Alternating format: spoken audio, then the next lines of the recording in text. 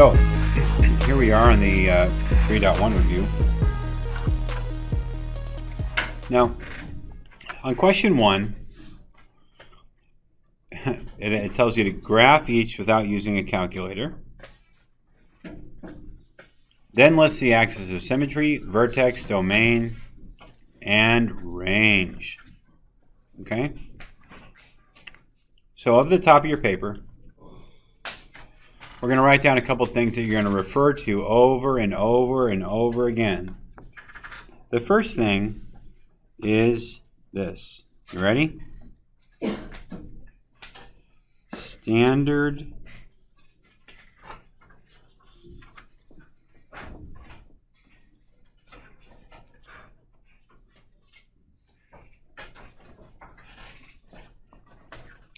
form.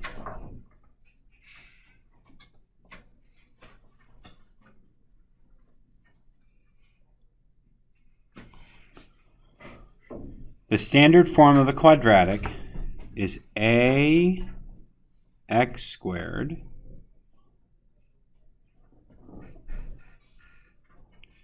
plus bx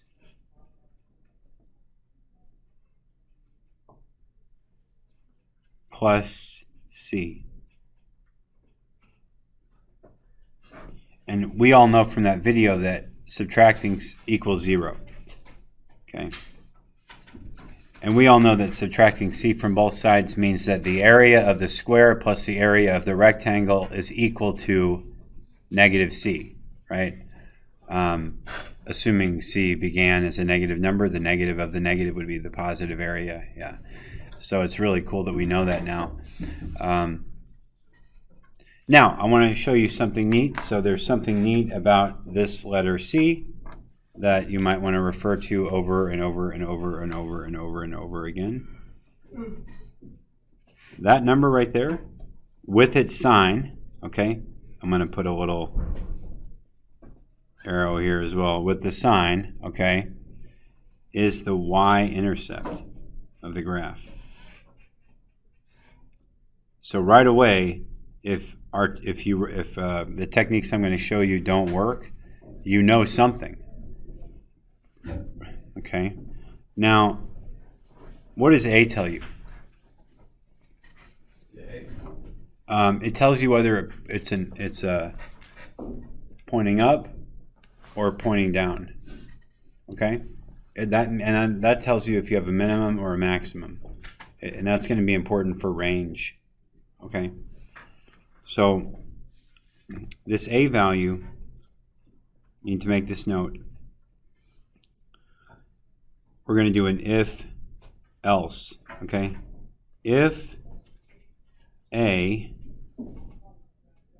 is greater than 0, then the graph looks like this.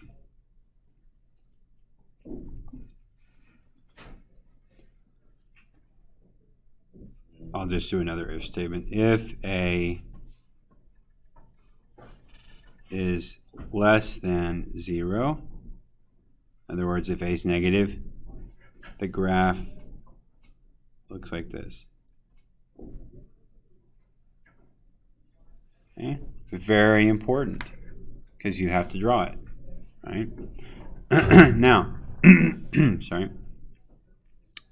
Finally, B. So, write this down.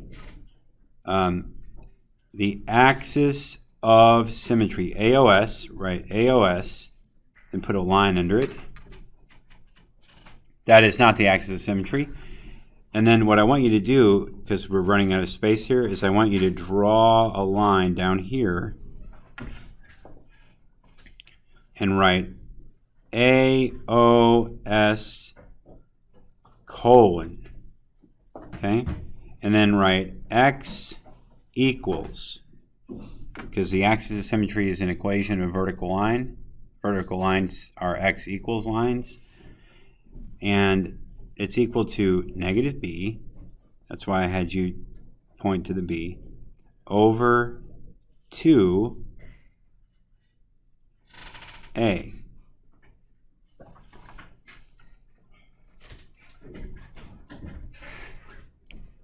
So you see, just like vertex form, each letter has some kind of meaning, some kind of usefulness to you. Now that we know that, let's look at number 1. Right away, is this thing going to be pointing down or pointing up? So let's just draw this. Let's draw this. We're making like little notes to ourselves. Is it going to have a maximum or a minimum? Max. And max is related to the range, right? So the range will be negative infinity, less than or equal to y, less than or equal to vertex, y value of the vertex, k, okay? We'll get to that. What's the y-intercept? Okay, so why don't you put little parentheses around the -5 there, a little arrow there, and just write y-int. And then I strongly recommend that you write it in coordinate notation. So that would be 0, -5. That way you know how to plot the point. And now I go ahead and plot that point, right? Because that's a point on the line. It's telling you to draw the graph. You know the point. This is the y-int. So that's a very valuable thing to have a known point right off the bat. Okay.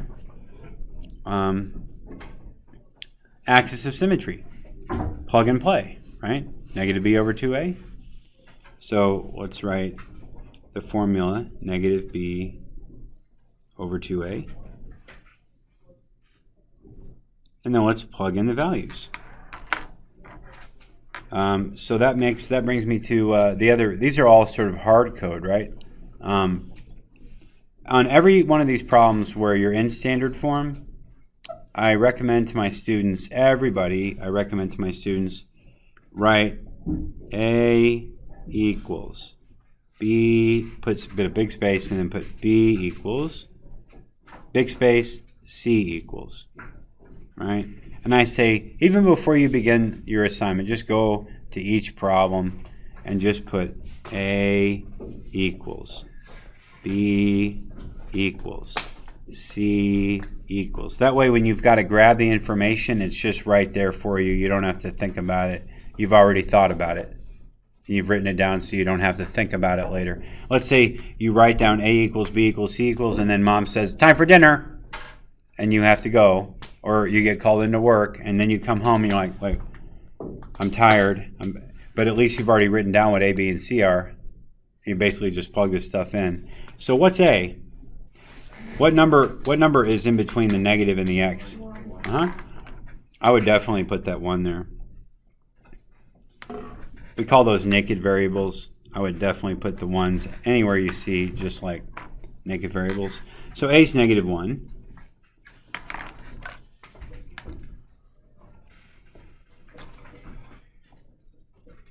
What's B? 4. And C? Good job. Make sure to include that sign. All right. Okay, so now that we know A, B, and C, we can do the vertex thing which only actually involves B and A. So what is the vertex? Let's plug in some real numbers here. Now B is 4, so we're going to put -4. I put in parentheses just so we understand that we're substituting for B. But you can just write -4 over 2A. So I'm going to put 2 parentheses. And then A was -1. -1. Now, -4 over -2 is +2. Do we all agree?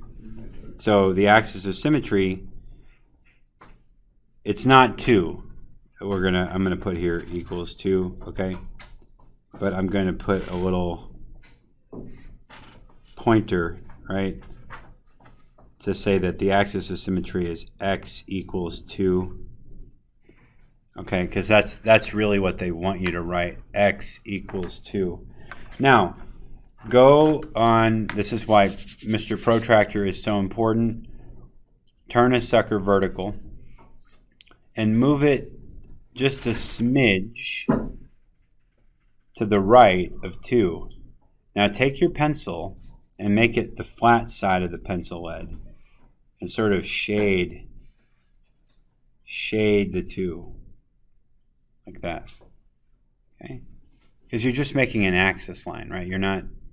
It's not an error. It's not part of the quadratic graph. That's why I want to distinguish it somehow. So then below that you'll write AOS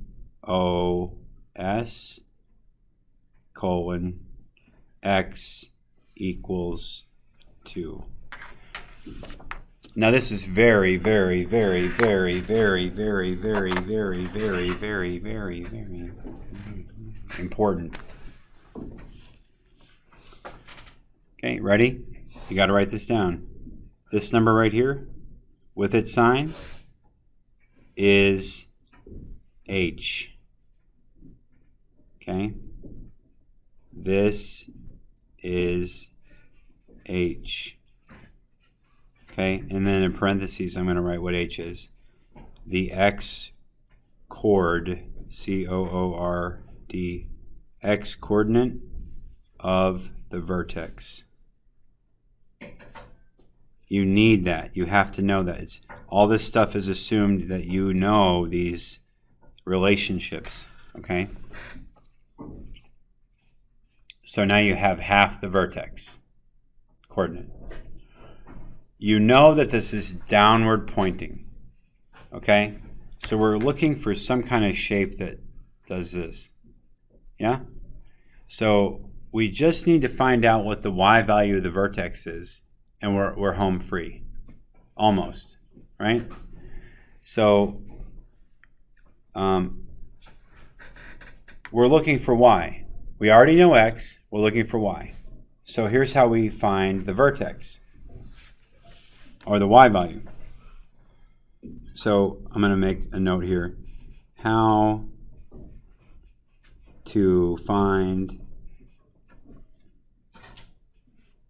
k, okay, k, which is the y chord, and I'm going to write y chord VTX, okay, the y coordinate in the vertex. How to find the y coordinate in the vertex, or k. Plug in H/AOS for x in original equation, which I'll write EQ, and find y. Okay? So we are given the original equation, y equals negative 1 x squared plus 4x minus 5. Okay. We know x is 2. Okay? So now write this. Y equals negative 1, open parentheses, close parentheses, squared, plus 4, open parentheses, close parentheses, minus 5. I always do it this way. So this step, and then I use a different color. You go back in here and you put in 2. Okay? So now just work it out. Remember PEMDAS, okay? So first you do 2 times 2. What's that? 4. And what's 4 times negative 1? Negative 4. So we're going to write y equals negative 4. And then what's 4 times 2? Plus 8 minus 5. So we're just going to work that out. So what's 8 minus 4? 4. What's 4 minus 5? Negative 1. 4 minus 5 is negative 1, right? So y equals negative 1. Remember this symbol? What does this symbol mean?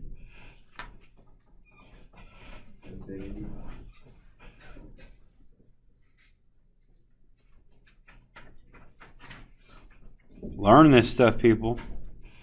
Okay? Means therefore. Okay? Therefore, k, which is the y value of the vertex, is negative 1. Okay? Isn't that wonderful that you can do that? So now, let's write down what the vertex is, because we know what it is. We have h is 2, and we have k is negative 1. We write this as a coordinate. The vertex is 2, comma, negative 1, right? Do we agree? Okay, good. So go plot that point, because now you know that point. 2, comma, negative 1 is right there. And you label the point. You already know this thing is pointing down, so that's the maximum. So I'm going to write max slash vertex, which I'll abbreviate VTX, and then I'm going to put the coordinate 2, comma, negative 1. You label your graphs, people. Okay? Now, there's a little trick here, okay? And I'm going to teach it to you right now. So, do you see the y-intercepts there? And it's 2 blocks away from this axis of symmetry? Well, it's a symmetrical picture. So that means 2 blocks away, there's a dot right there. So put a dot right there. And I'm going to label this as my special magical dot. We're going to call this dot, this is what I call it, I've always called it, the sister dot. Right? Or the evil twin, right? The alternate ego twin, the sister dot of y int. Okay, so it's a known point because it's symmetrical. It's by law, it's got to be there. So now what you do is you sketch. So look, you know these must have a kind of curvilinear shape, yes? So that's why I use the flat side. Just kind of be an artist, all right? What you're looking for is a nice rounded point here. Okay, so go in real light. You want to make it, you don't want to make it look like an absolute value graph. So you want it to make it look kind of rounded. And I'm definitely no artist. It actually works easier to do it this way. Draw on the shape. Okay. Again, you come in light like this with the shading, and then you can make it later. You can make it. That's how my dad taught me anyway. My dad was an artist, professional artist. I didn't get the art gene, my brother did. He's the music man. Jazz piano player. Okay? And so I kind of got the shape going, right? So now it kind of looks like the Blair Witch. But we can sort of begin to kind of get the picture of how this line looks. And amazingly, you wouldn't believe this, we would be given 50 or 60 of these to do a day. And we'd have to do all this. We'd have to draw it. Pardon the interruption. And so just finished drawing it in, and kind of once you get it sketched in, if you are daring enough, and even I'm not daring, I'm almost never daring enough, you can go ahead and put it to pen. But be careful.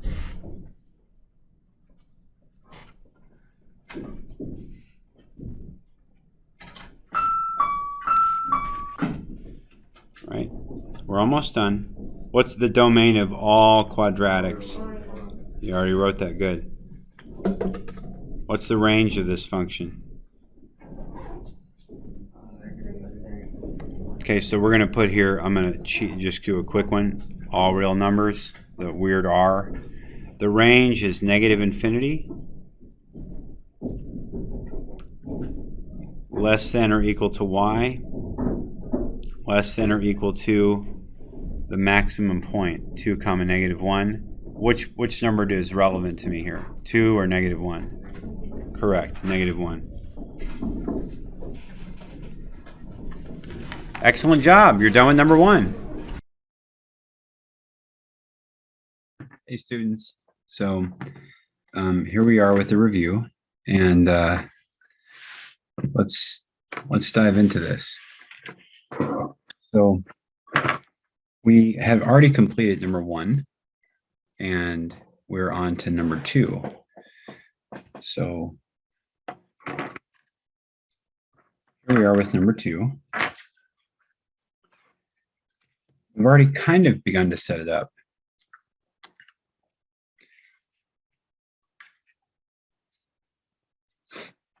Every time you have a problem that is in this form, and this form is the standard form of a quadratic, you need to remember the standard form. You should probably write it. So above the quadratic, we'll write ax squared plus bx plus c. And that kind of helps us map what A is, what B is, and what C is, you know? So there's kind of a hidden 1 right here. So this is negative 1 x squared. So if I'm trying to figure out what A is negative 1.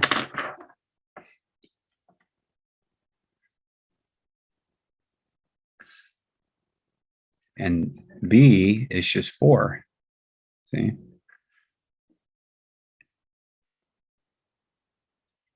C is negative 6. And now we can proceed, okay? Now I can't stress this enough. The axis of symmetry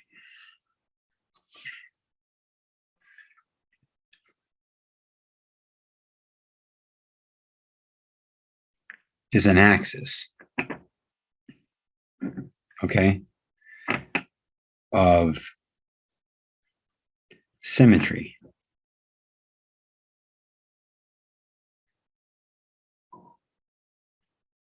Okay, and that point should be stressed. You know, I have an axis of symmetry, right? You have an axis of symmetry. This protractor has an axis of symmetry. This protractor looks a lot like a quadratic. So, but in this particular quadratic, the quadratic looks like that, right? It's facing down because A is negative 1, which means the quadratic is just flipped. Okay, so we know that it's going to look like that, something like that. We know that its y-intercept is negative 6. So I actually know that it's going to be kind of like that, right? Right there, crossing at negative 6. This is the y-intercept of the quadratic. This is a little trick people don't teach. Or they, you know, maybe I don't teach it enough, I don't reinforce it enough either. But they're not asking it. It's not, you're not being asked for it, but you need it. It's one of these things where they don't tell you that you need it. They being me, right? I'm going to assume for the moment that I created this. So we need to write the y-intercept.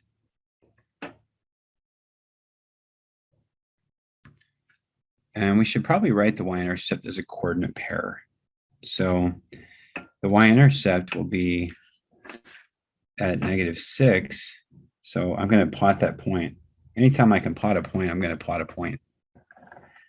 And I'm going to make a little note off to the side that this is the y-intercept.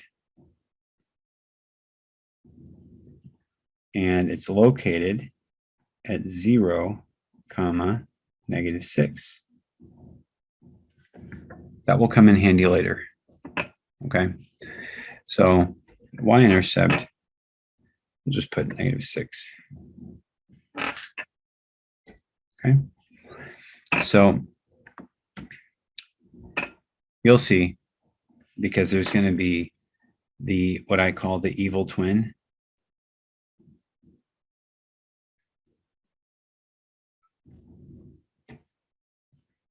of the y-int.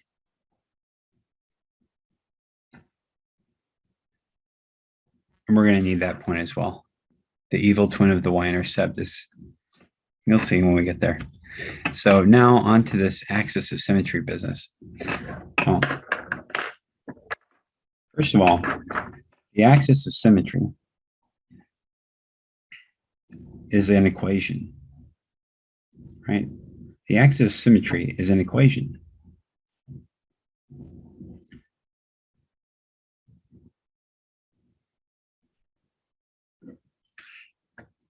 An equation of a vertical line.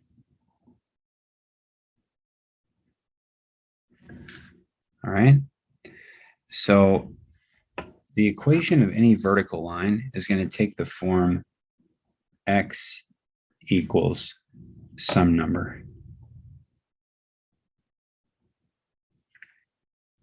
It's just what is that number? Okay. So what you do is you take the middle term and you divide it. First, you negate the middle term. You take the negative of the middle term, and then you divide it by twice the first term. What is he saying? He's saying negate the middle term.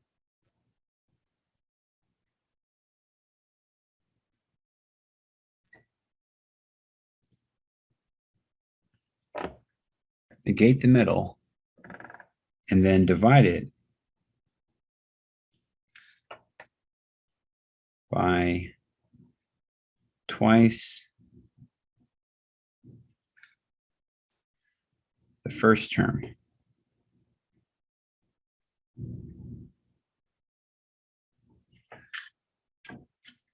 If you think about it this way, it's not that hard, because the middle term is 4. So negate 4. I have negative 4.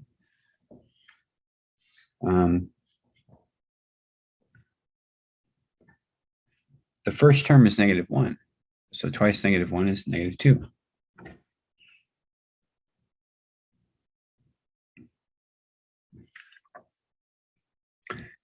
So this number, hashtag, is just -4 divided by -2, which is just 2. Okay.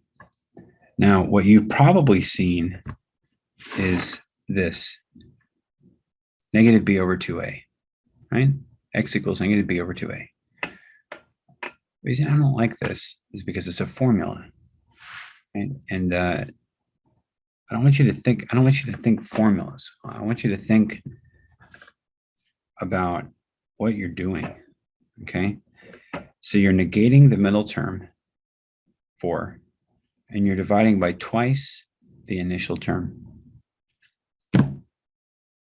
Doesn't require you to remember a formula, okay? So if you want, you can write x equals -b over 2a. All right, but this is called remembering and not learning. This is learning. The negative of the middle divided by twice the first. It works because b is 4 and a is -1. So just substituting in, I get -4 over 2 times -1. It's just more steps. -4 over -2. I still get 2. Now, so we know that the axis of symmetry is x equals 2. Here's the thing about the axis of symmetry. We're going to draw it.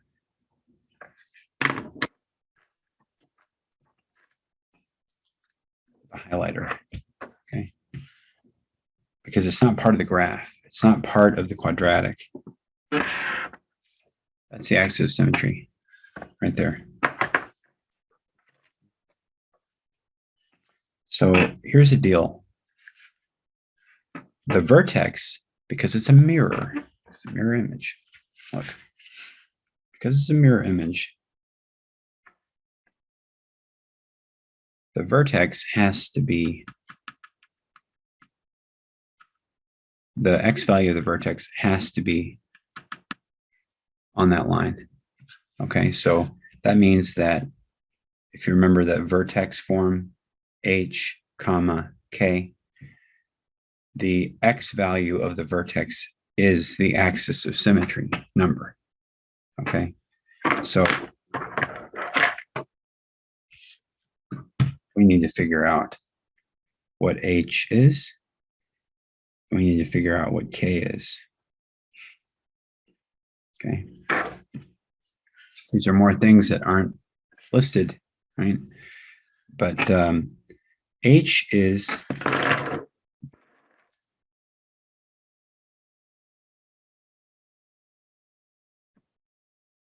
equal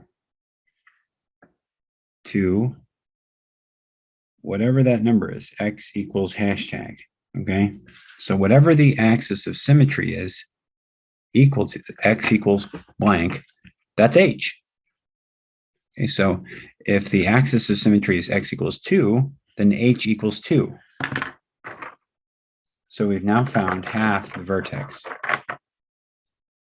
So h equals 2. Okay, that's an equal sign, not a minus sign. Okay, so I can write half my vertex now. I can write my axis of symmetry, x equals 2. And I can write half my vertex, 2, comma. Okay, so we can answer domain, all real numbers.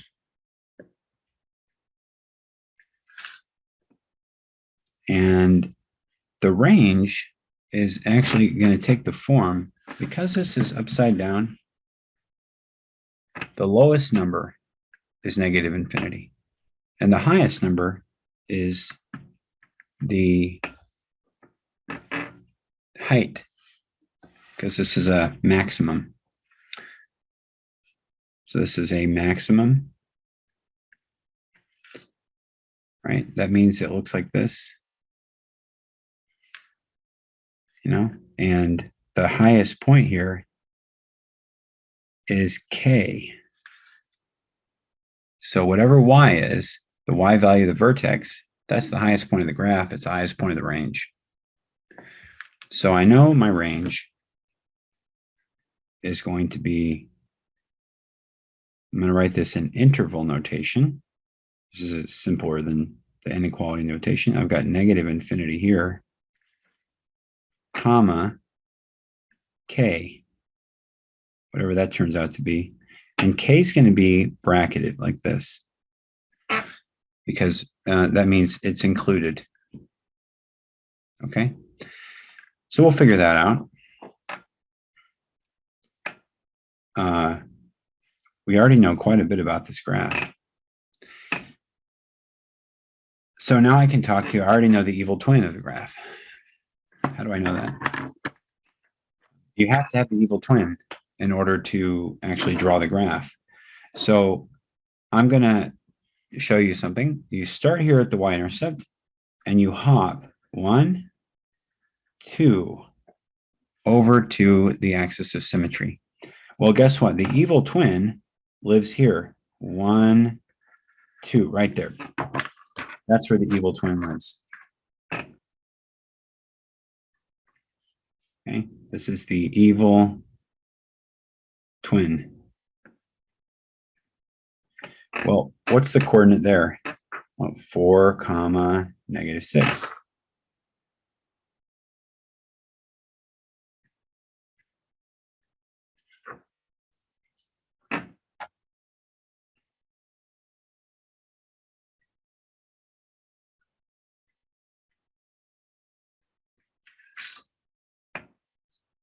It's helping us to draw the graph.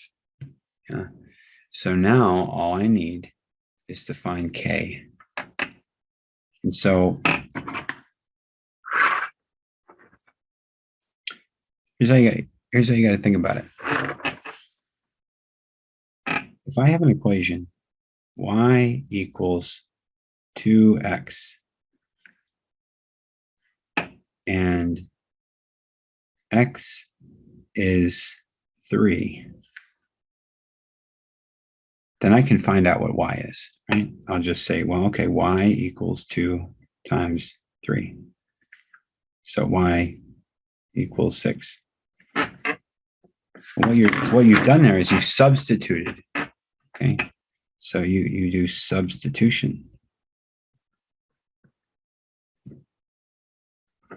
That's all we're going to do here, only with a bit more of a complex equation, all right? So I know that x of the vertex is 2. X is 2. I even wrote it down. X equals 2. And so we need to plug in here a 2 and here a 2. The way that I recommend that you do that is like this. I think you should write y equals -1. And then what I think you should do is I think you should do some open parentheses and close parentheses, squared, plus 4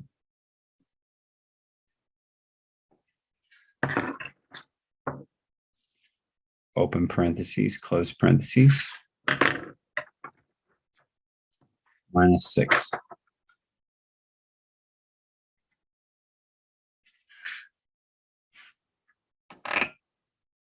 And now you just stick in what you know x is. All right, in this case, 2.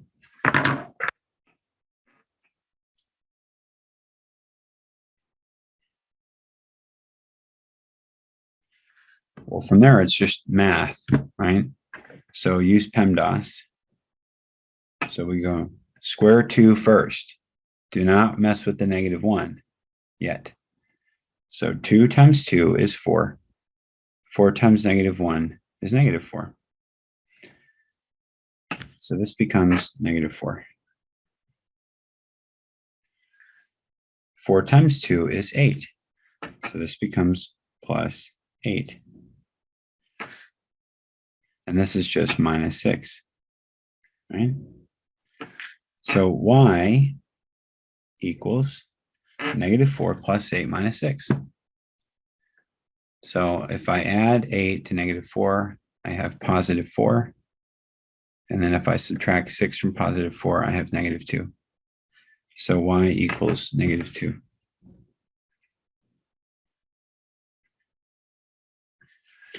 When x is 2. So I can come back here.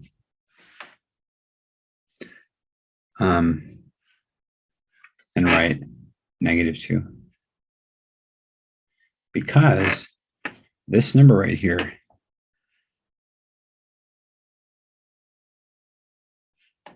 this is k.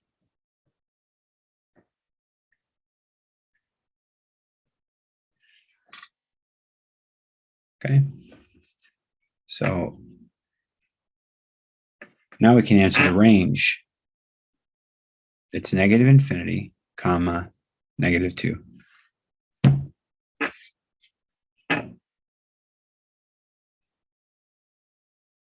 We're going to use our fancy symbol for therefore. And then we'll just write -∞,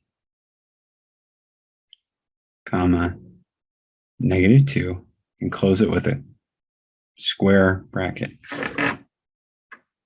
This is called interval notation.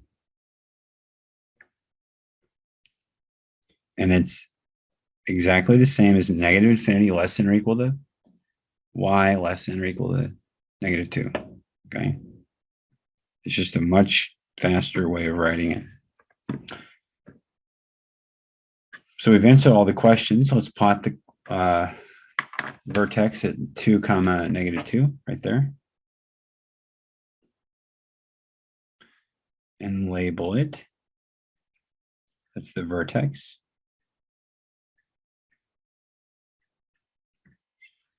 Which is labeled h, k, which is in this case 2, -2. And all that's left for us to do is sketch the graph, which I recommend that you do with a pencil.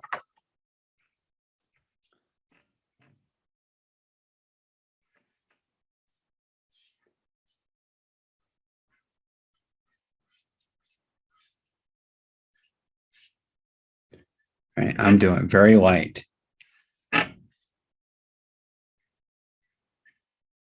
You know, you want a kind of curve to happen here.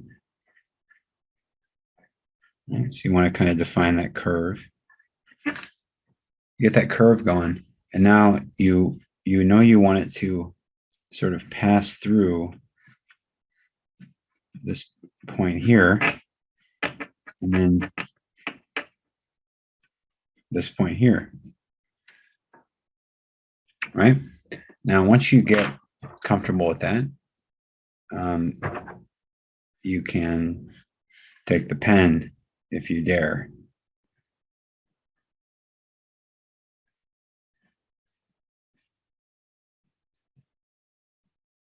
You see, I kind of missed the y-intercept there, but it's close enough.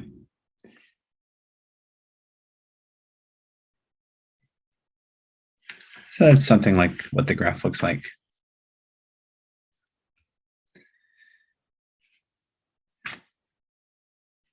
That's the end of number 2.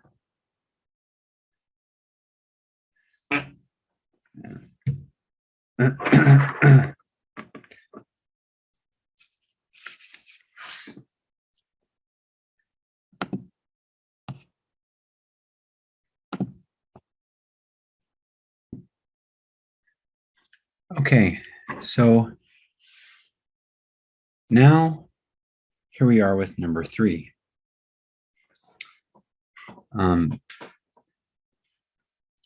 So what we should start right away with is trying to figure out A, B, and C. A equals, B equals, C equals, right? And we got to fill in some information that's missing. So there's a 1 in front of the x squared. So A equals 1, B equals 4, and C equals 3. Okay. Now, they kind of give you a hint. So it's a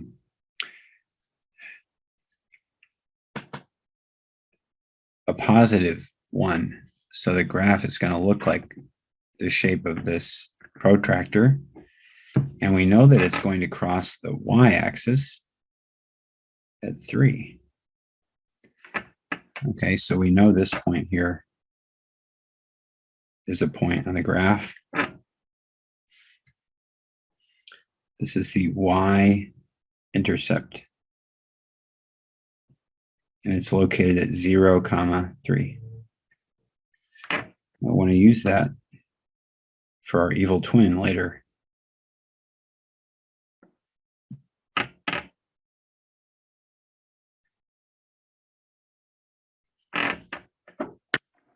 Now we got to find the axis of symmetry. This one's going to be pretty easy. So you negate the middle, and then you divide by twice the first coefficient. Well, the first coefficient is 1. So you negate the middle, -4, and you divide by twice 1. So that's -4 divided by 2 is -2.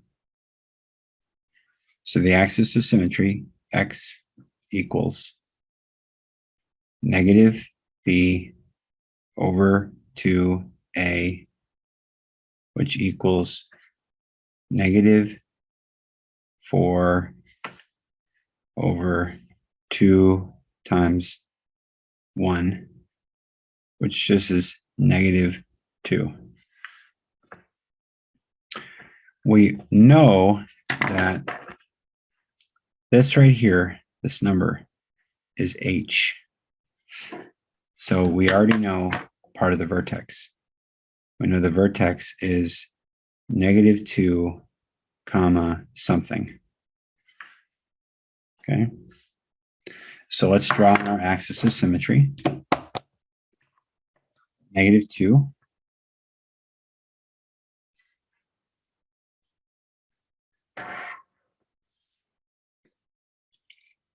And now I can find the evil twin.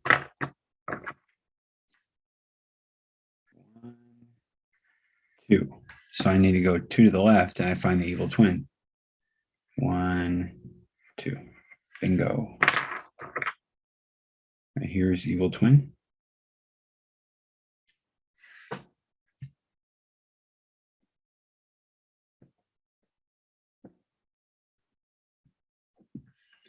And that evil twin is located at -4, comma, 3. So we need to put that down here. Evil twin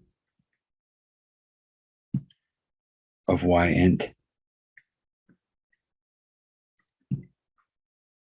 is located at -4, comma, 3. So now all we need to find is the k value of the vertex. In other words, the bottom of the hoop, right?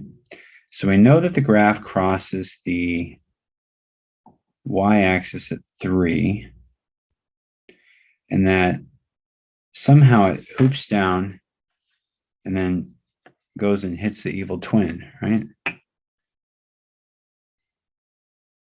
So it could be way down here, really narrow like that, or it could be like that. No idea. But we're going to figure it out. So if we know an x value, we can find a y value just by plugging it in. You can do it in your head, okay? So plug in to this equation right here, -2. So -2 squared is 4, plus 4 times 4, which is 16. So 4 plus 16 is 18.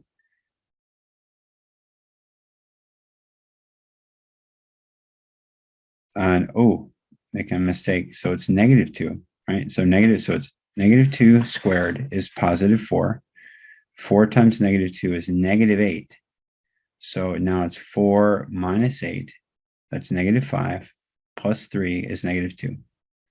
So I think it's -2. All right. But we should probably do the work, right? Because of this little mistake I just made is the kind of stuff that happens when you try to do things in your head. So we're just going to say y, which we know is k, okay, equals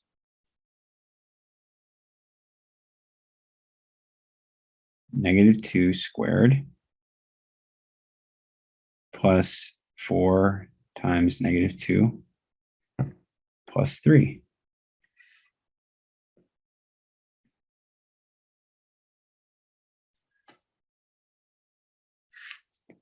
Well, -2 squared is 4. 4 times -2 is -8. So we just put -8 plus 3. We're almost there. 4 minus 8 is -4. -4 plus 3. I was wrong. -4 plus 3 is -1. So you get -4 plus 3. And that's going to equal -1. which is equal to k. Okay, so there. You found k, -1. That right here. So h and k are found. H is -2, and k is -1. All right, so -2, -1 is located right here. So that's the vertex. This is the vertex. And it's located at -2, -1.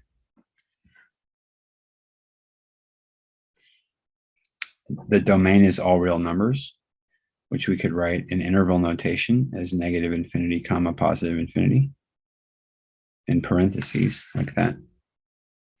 Now the range is going to be the bottom of this hoop, which is going to be this number, all the way up to infinity. So the range starts at -3 or -1, sorry, -1. And I'll put this in inequality notation, which is less than or equal to y, which is less than or equal to infinity.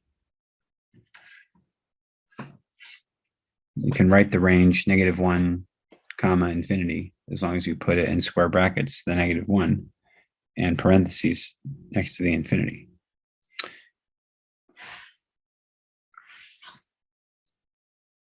Now you just got to draw it, right? So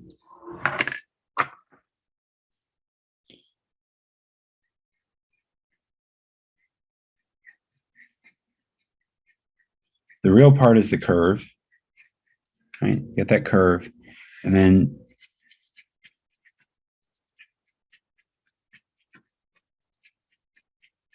you want to just try to feel it out, like what's happening,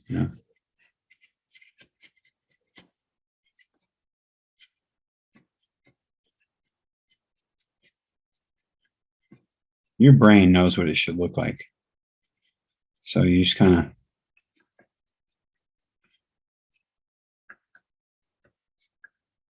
get kind of a rough sketch going here.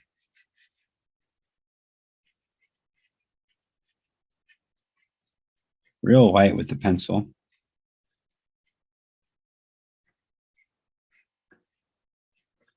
And you kind of get the picture. And then you can come in with the pen and sort of make it a little bit more final.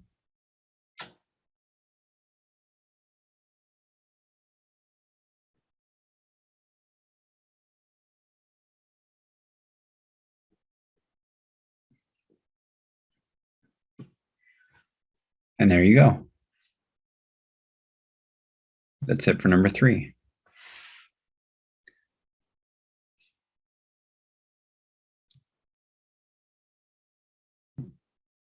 Okay, so here we are on number 4.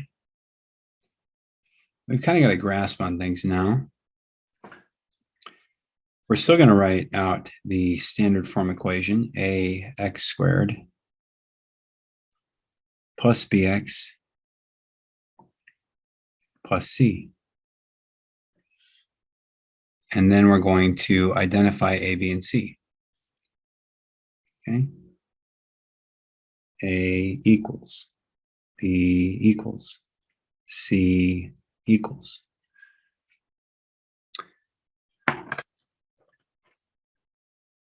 We add the 1.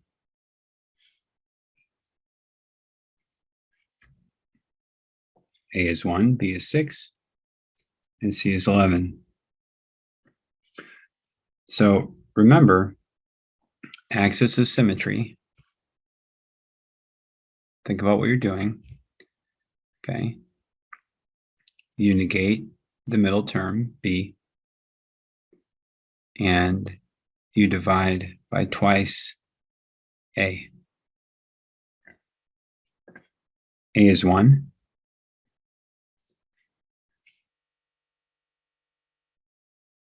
b is 6. So the negation of 6 is negative 6 divided by 2 times 1. So negative 6 divided by 2, negative 3. So the axis of symmetry is negative 3. X equals negative 6 over 2 times 1, which equals negative 3. And the value, negative 3, is h. So we have half our vertex, negative 3 is the x value.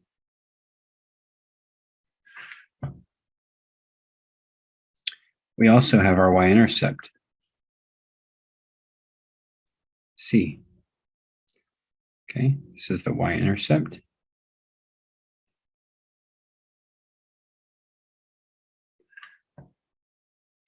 You can actually compute the evil twin in your head. The evil twin of the y-intercept is going to have the same y value as the y-intercept because it's on the same horizontal line, right?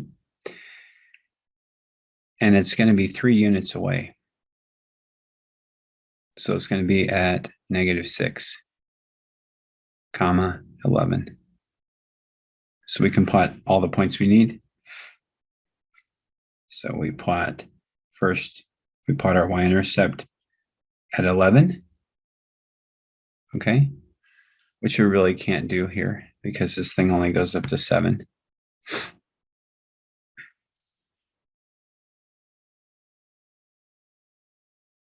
But that doesn't mean we can't do it, right? So each one of these boxes is just beyond a 1/4 inch.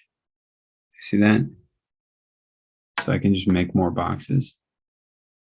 Here's 8.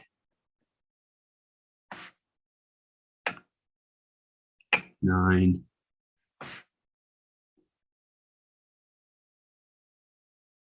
10. 11. There's 11 right there. And who's to say we're not allowed to extend the axis? No one.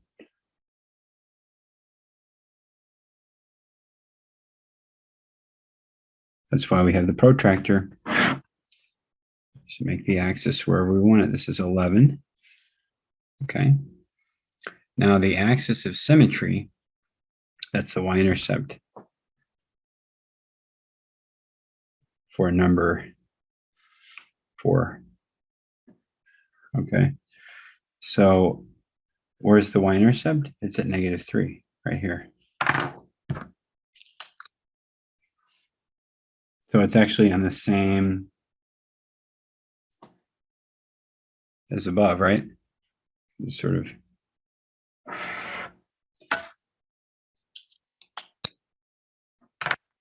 So flip this sucker horizontally. Go over here.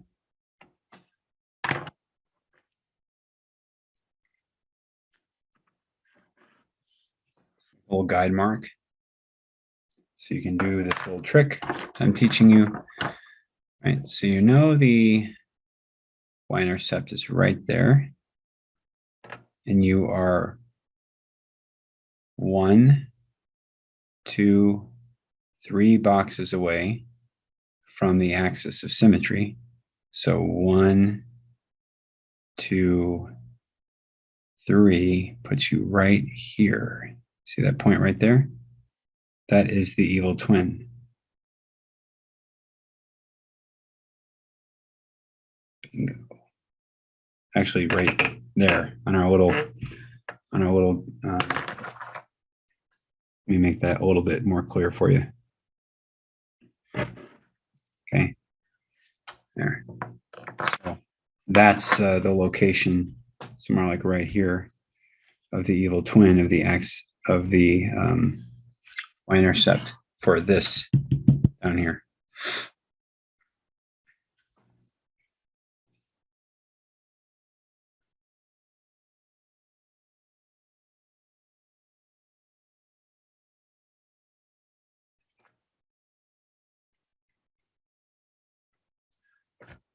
Okay, this is the evil twin.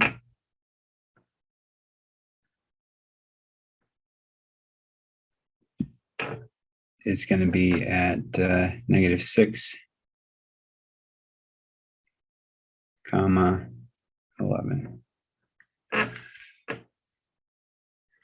It helps us draw it. That's all it does. Otherwise, you don't have another point of reference when you draw it. So the domain is all real numbers. And I'll show this way. The way that you should write this, let's say you want to actually write this correctly. Okay, what you would really do is you would say, you would use this little curly brace here, and you would say x is an element. That's not an E, that's the symbol for element of the set of real numbers. Like that. That's your domain. And you could make it even fancier. I'll show you. So there's a symbol that looks like an upside down A. Okay, that symbol right there means for all.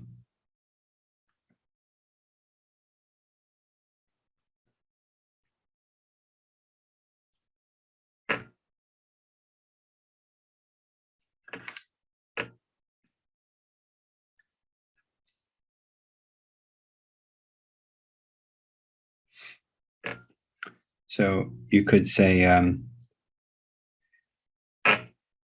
for the domain, you could say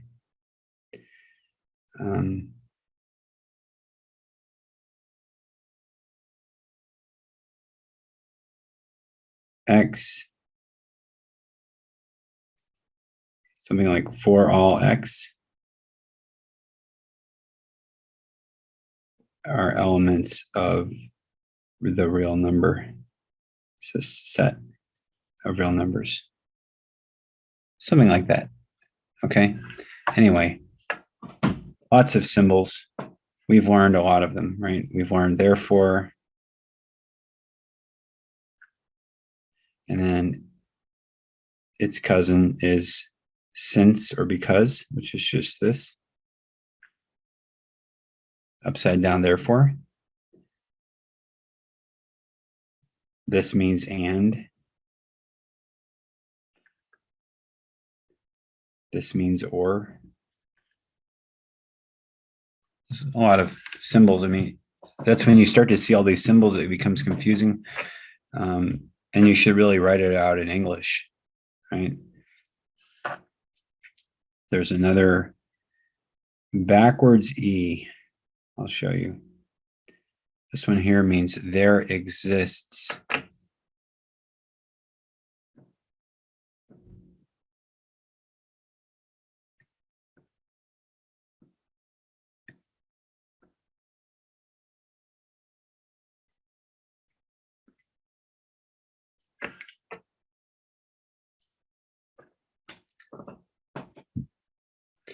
Okay, so now all we need to do is find the range, which requires us to know K.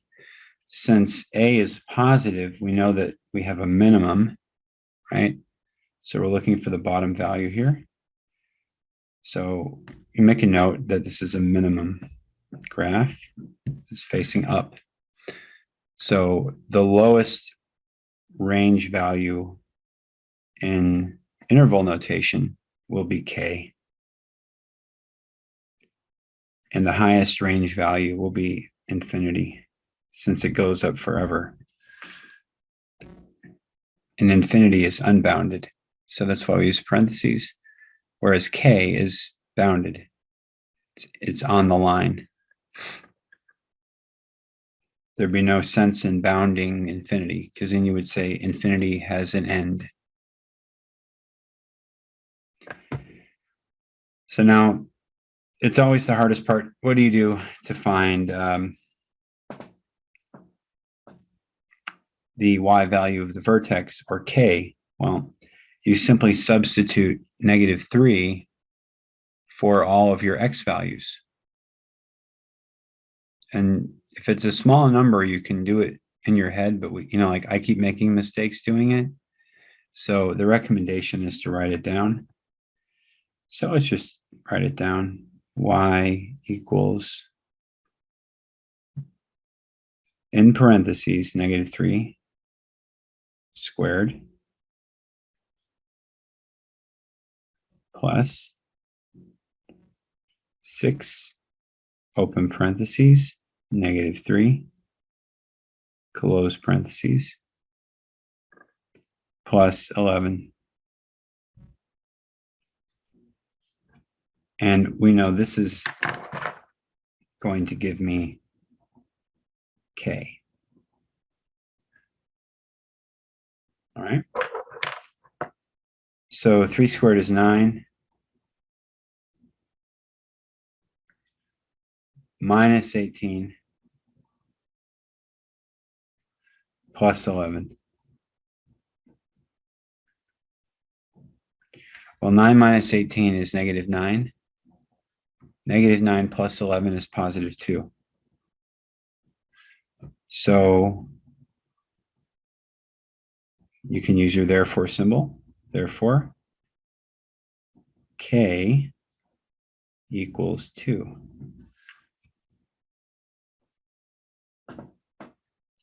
So the bottom of the graph is here. And it's located right here at -3, 2. This is the vertex.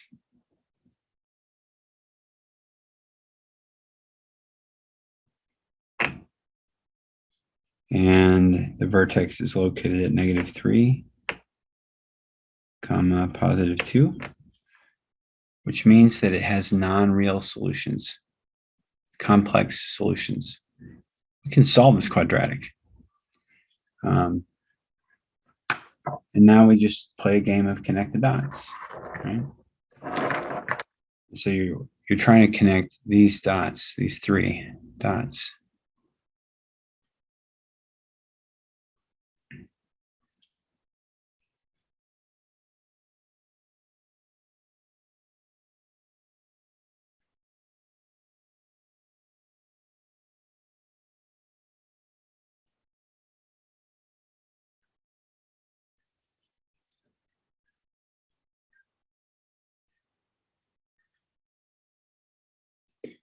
Again, you're creating like it's just very like light.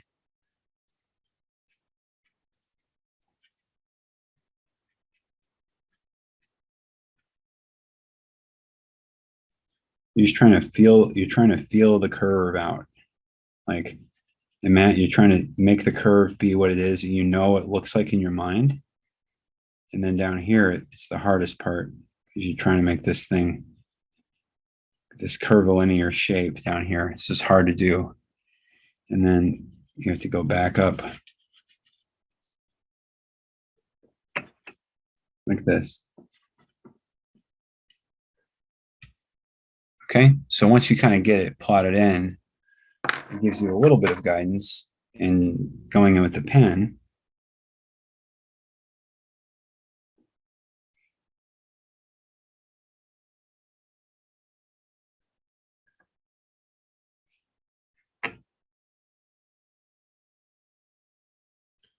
And I find it's best to not look at the pen, but to look at the point you want the pen to go through.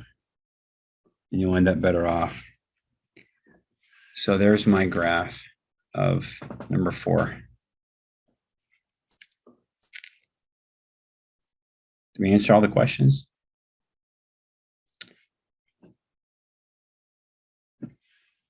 Yep. All right. Well, that's it for number 4.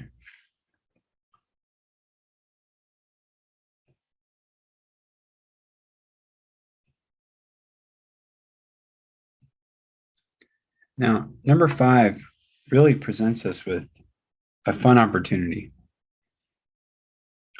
because it's already in vertex form. And as long as you know the general form of vertex form, you can get a lot out of this without touching it. We're going to have to mess with it here in a second. But just right below it, I'll put the general form, which is y equals a, open parentheses, x minus h, close parentheses squared, plus k. And k can be positive or negative. The key is these are both minus signs. So you can just claim instantly that h is 2 and k is -4. So you've already got your vertex 2, comma, -4. So here the vertex, well, my pen is hitting the camera. I don't have to write this. 2, comma, -4. And since you know the h value of the vertex, right? Since you know that, you already know the axis of symmetry. It's just given to you. I need to kind of move this so I can write. That's going to be x equals 2. Because the axis of symmetry is h. And that's h comma k right there.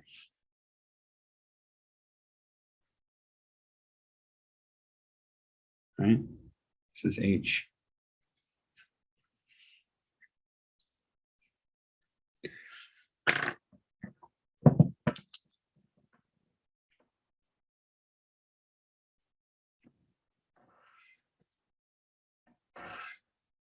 There's your axis of symmetry. Now, you can't, from this form, you can't find the y-intercept. Not like just, you can't just read it. However, you could find it. Because what are you looking for? You're looking for the value of y when x is 0. Right? So you could just plug in a 0 for the x, and you'd have -2 squared, which would be 4, minus 4. So 4 minus 4 is 0, which means the y-intercept is at 0.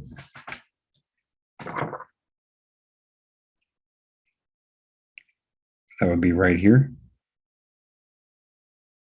Here's the y-int.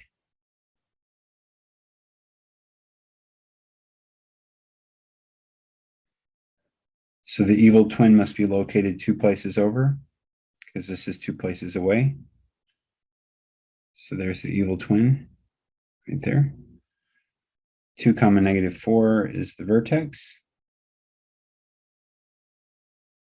We know that our range for an upward sloping curve, since this a value is 1, we know that the curve is like this, so it has a minimum, right? So its range is going to be k comma infinity. Well, k is -4, so -4 comma infinity is the range, and the domain is all real numbers.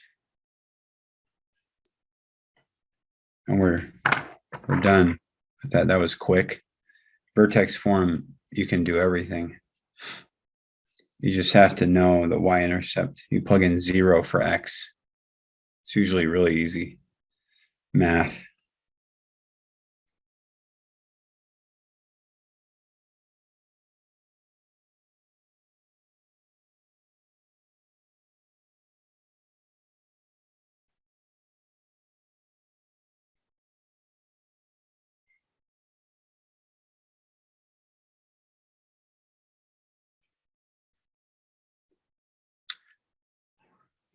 And once you've kind of drawn in your shape, you can come in with the pen.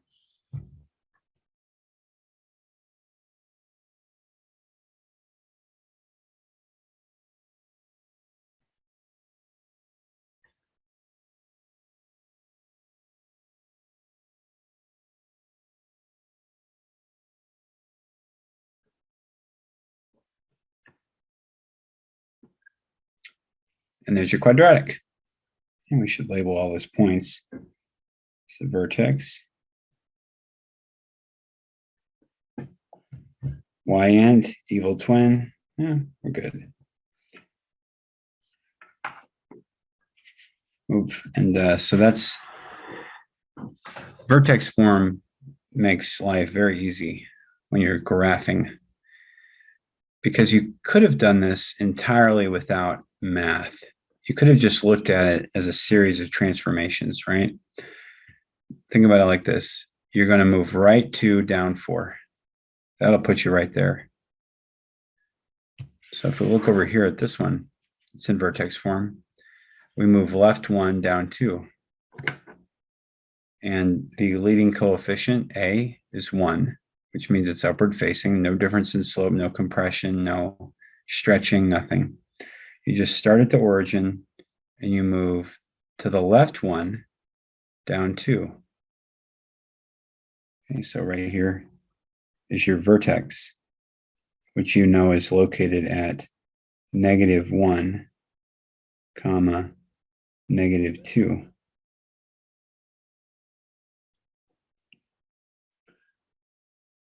Okay, what's the y-intercept? Well, plug in a 0 here. You have 1 squared minus 2. 1 is 1. 1 squared is 1. So 1 minus 2 is -1. So there's your y-intercept.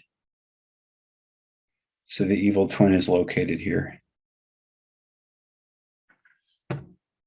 You're ready to graph.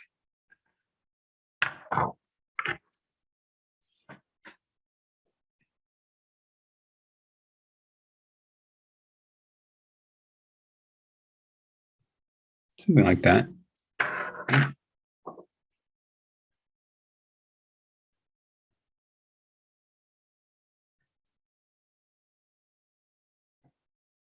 And that was all entirely without mathematics.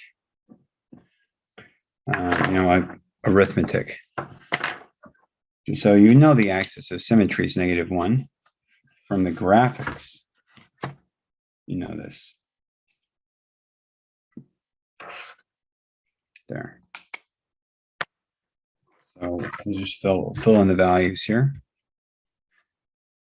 We know everything we need to know. Sorry, just the camera is right there. X equals -1. The vertex is located at -1,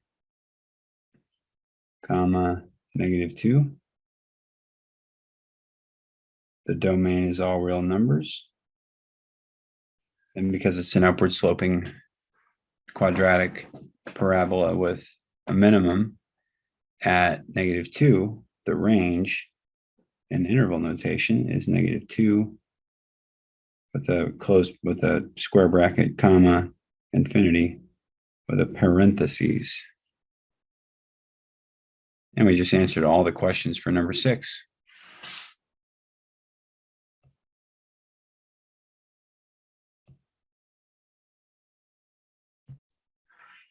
Okay, so now on number 7, we see that the A value is not 1. We see that the A value is negative. This is in vertex form. So we know that the quadratic is going to have a maximum, right? So the highest value is going to be K. The lowest value is going to be -infinity. So you can start writing your range like this.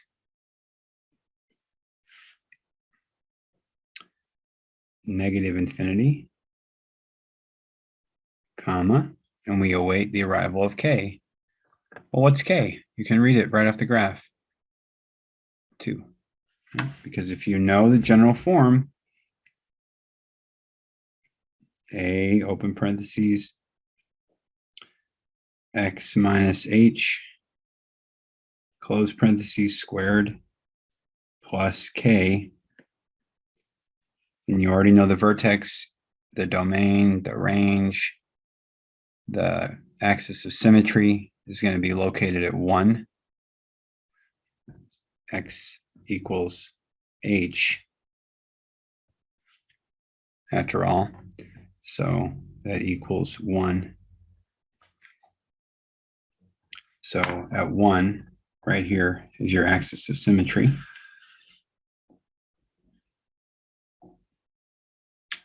Wait a second.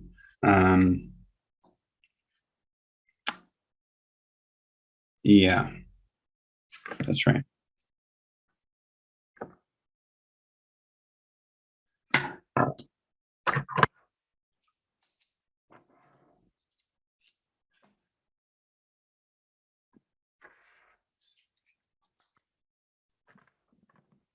It's upside down. So if the vertex is located at 1, 2, that puts it here.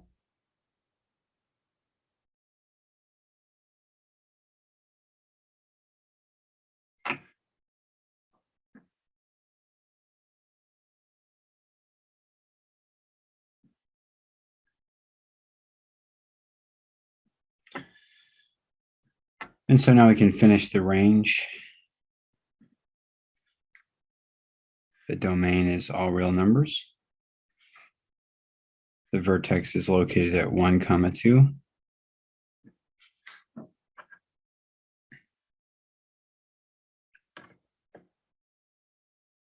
We just need to find the y-intercept, which is going to be pretty close to where we're at, right?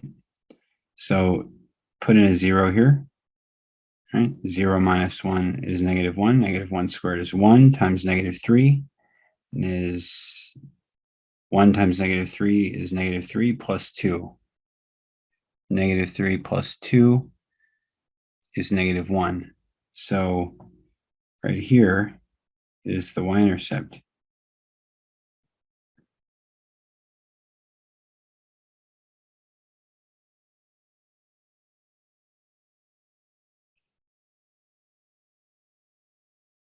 Which means since the y-intercept only lies 1 unit to the left of the axis of symmetry, the evil twin lies 1 unit to the right of the axis of symmetry.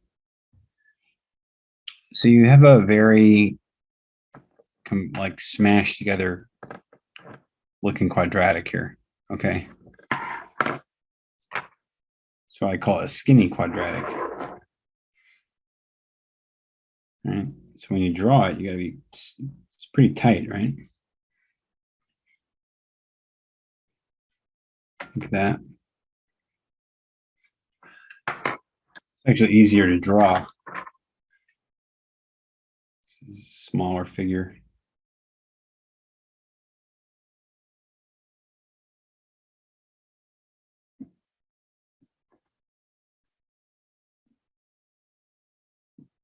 Okay, there you go. There's your picture.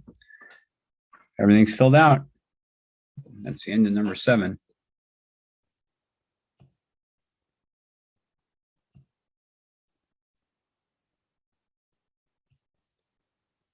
Okay, so here we are on number 8. Again, we can just read everything.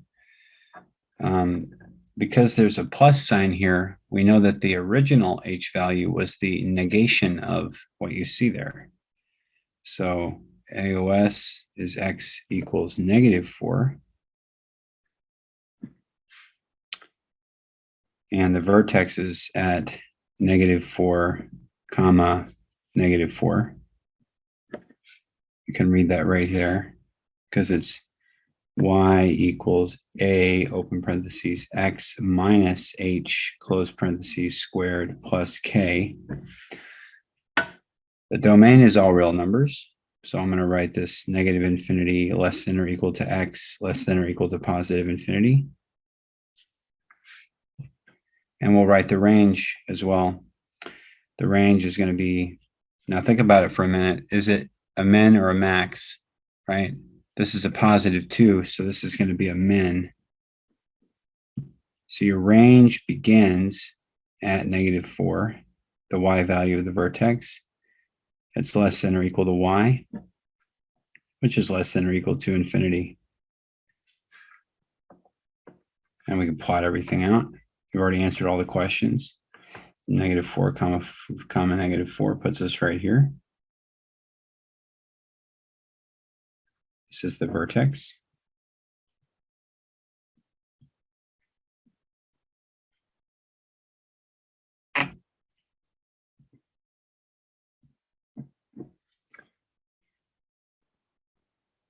And now we just need the y-intercept.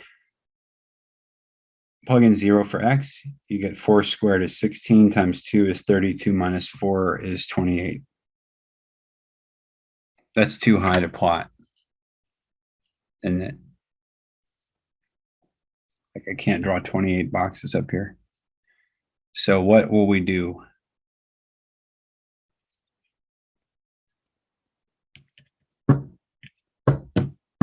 Any ideas? Well, here's an idea. You could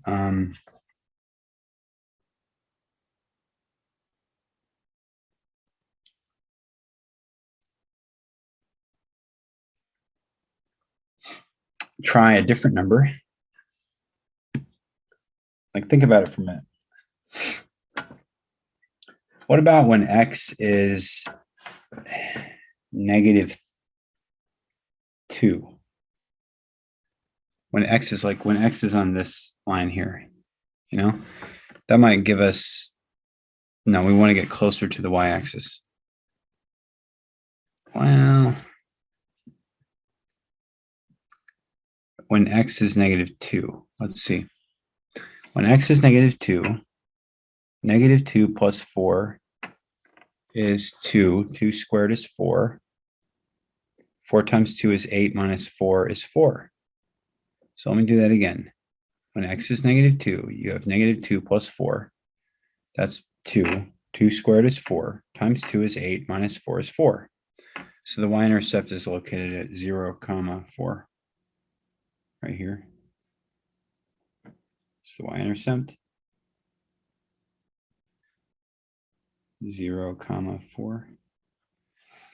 And we already know the axis of symmetry, right, is -4. So we know the evil twin lies 4 units to the left of the axis of symmetry if the y-intercept lies 4 units to the right. The only problem is that we would have to extend the graph, which is just not that hard. You just have to figure out about how far apart these little things are. And they're like 1/8 of an inch apart-ish. We just need 2 more boxes. So look, if I put the 2 right there, that's 2 boxes right there.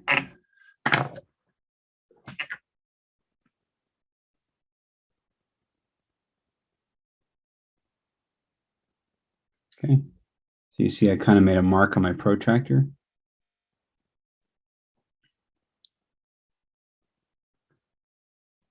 It's not an exact science, but we know that we can certainly know the coordinates of this point. The coordinates of the point, of that point right there, this is the evil twin point.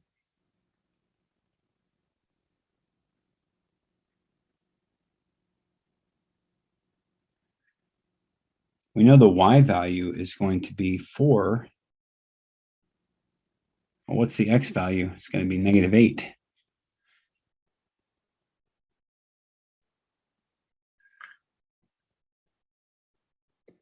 It has to be, because it's 4 units to the left of -4. All right. So now we got everything. Right? We got 3 points. We can draw the graph. We know it's upward sloping. We already filled out all of our information. So let's draw the graph.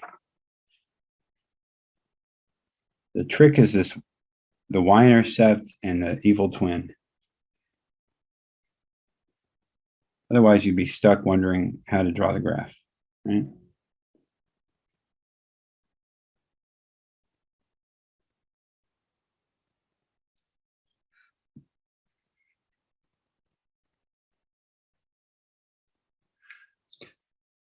Something like that, I think.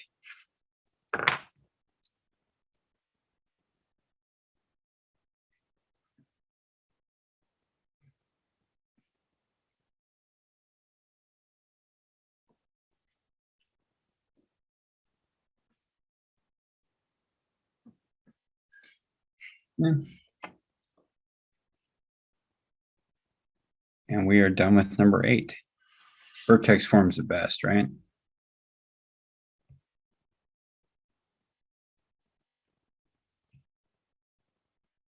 Now here we are at number 9, where we want to convert to vertex form by completing the square.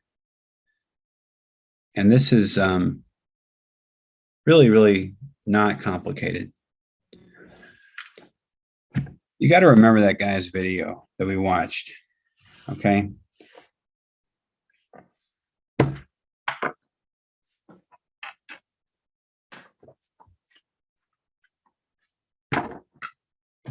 Remember what he did, okay? He made the point that if you have x squared plus 4x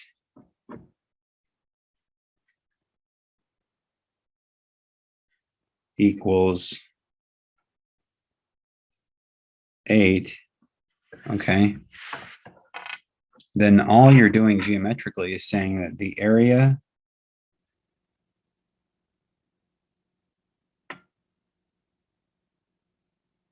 of this square,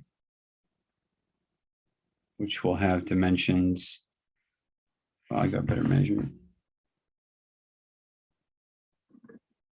Make it half an inch.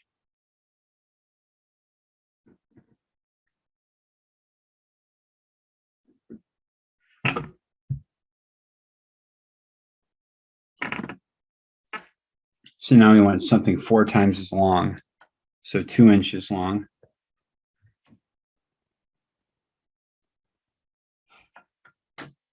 If this is half an inch, right, then I take 0.5 and multiply it by 4. And I get 2. So I've got 2 inches.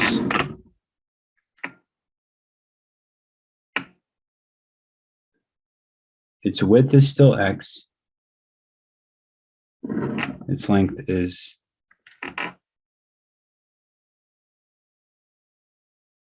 this.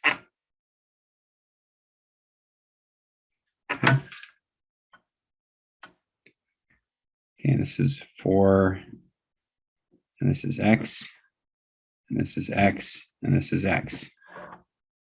So all it's saying here is that x squared, which is x times x, plus, in other words, the area of this, plus the area of this, which is 4x, equals 8 units squared.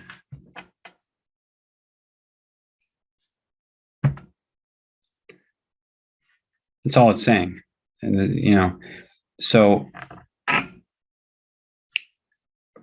but if you actually want to know what x is, right, because x is something. If you actually want to find x, what the guy did was he cut it in half. He cut 4 in half. Remember that? So this is 2 inches wide, right? So if I go to the 2-inch mark, or the one, if I put the protractor where I've got the edges on the inch marks, and I go halfway between, I'll find the midpoint. So what he did, if you remember, he cut it in half with his scissors. And then he put something that was x units wide by whatever this length was divided by 2. So in this case, it's going to be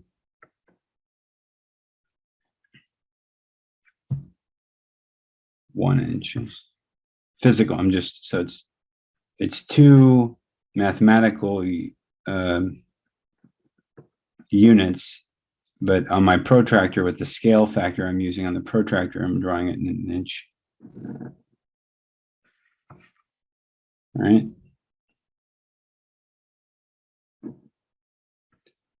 So now what you have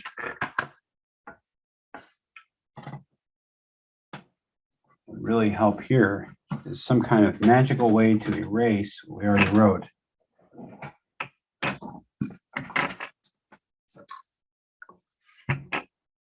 Like this.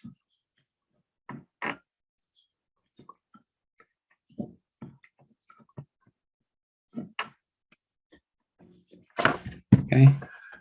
So now you have this, right? And so this is now, it's no longer 4, it's 2. Okay, so this is 2, and this is x. Get rid of that. And this is 2, and this is x. And so he completed the square. Right?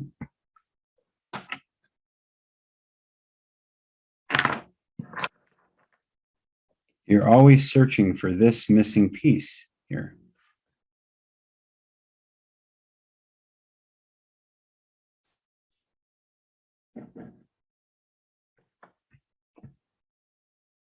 Well, we know the dimensions of this piece, so it's not going to be difficult.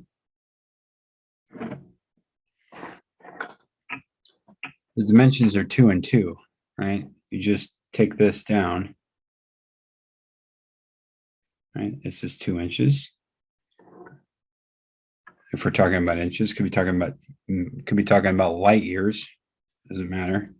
This is 2, so 2 times 2. The area inside here is 2 squared, aka 4. Okay, but we don't want to. When we get to the problems, we actually want to leave it like this. Okay, don't square it out. Just leave it in parentheses. There's a reason why. So what you do is you've now added a square to your incomplete square. Okay, to complete the square. Yeah.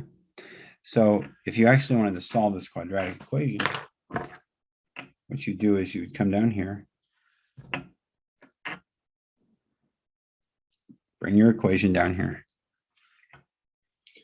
and write x squared plus 4x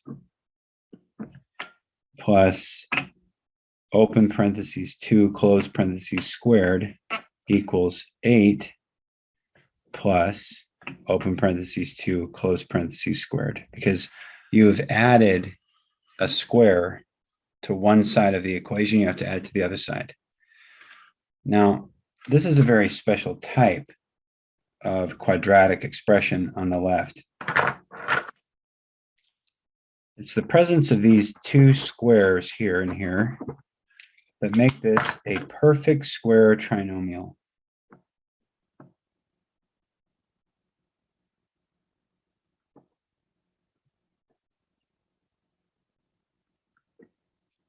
A perfect square trinomial. And what I mean by that is tri means 3. So there's 3 terms, 1, 2, 3. Okay. Well, the special property is that from a perfect square trinomial, you can make a perfect square binomial by simply taking that x and that 2 and sticking them inside parentheses that are squared and putting x plus 2 squared and just dropping this middle term. Cool, right? Anyway, that's equal to 8 plus 4, which is 12. All right. the camera a little bit here.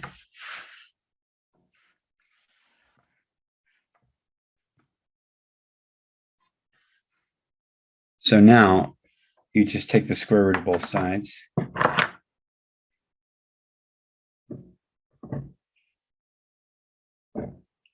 And you don't forget to, this one's plus or minus over here.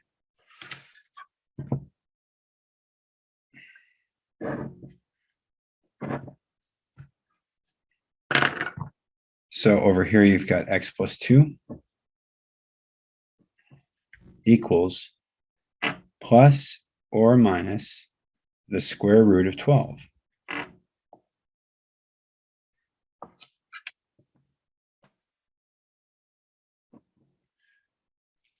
Now, there's a way to simplify this root. You take 12 and you break it down like this, 2 times 6. And then you take 6 and you break it down. You say 2 times 3. And now you've broken it down as far as it can be broken down. And you notice here that you've got a pair of 2s. Okay, it's going to be important in a second.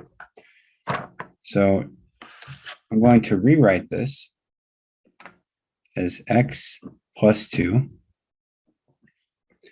is equal to plus or minus the square root, and not of 12, but of its factors.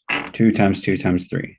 2 times 2 times 3. Remember that grouping? You have this group of 2's here. Okay. There's a property of square roots that says the product property of square roots. You can split the square root up wherever you want.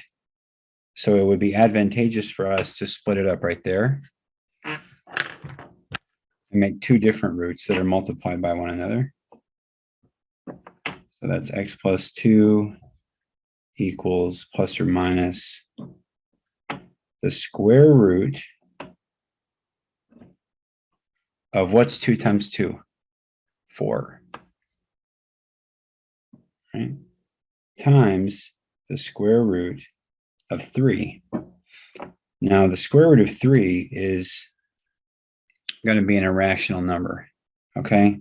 So there's no sense in, and there's nothing else to do. You can estimate it using our little division trick, but we can just leave it in its exact form. The square root of 4 is 2. So it has an exact perfect root, an integer root.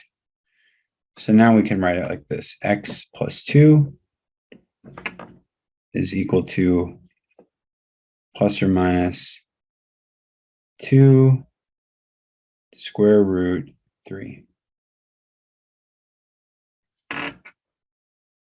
So what we did is we simplified the square root of 12 into 2 times the square root of 3, which is the same thing. So now we can go ahead and subtract 2 from both sides.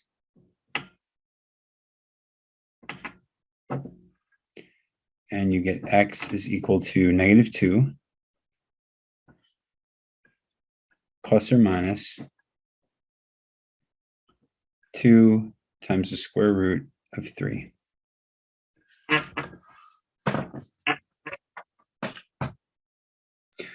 Now, if you wanted to estimate the square root of 3 without a calculator, you would just take 3. And what you're going to do is you're going to try to think of a number that when squared is less than 3.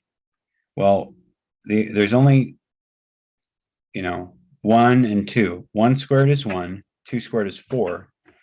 So that means that the first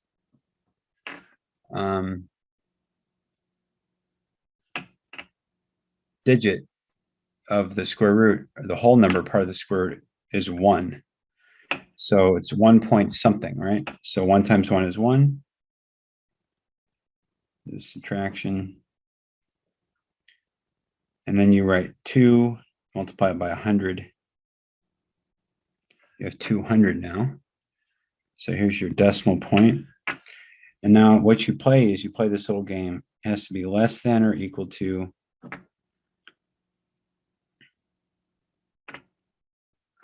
Now, double this number. So 1 times 2 is 2. So you write 2 here. And you need to think of some number times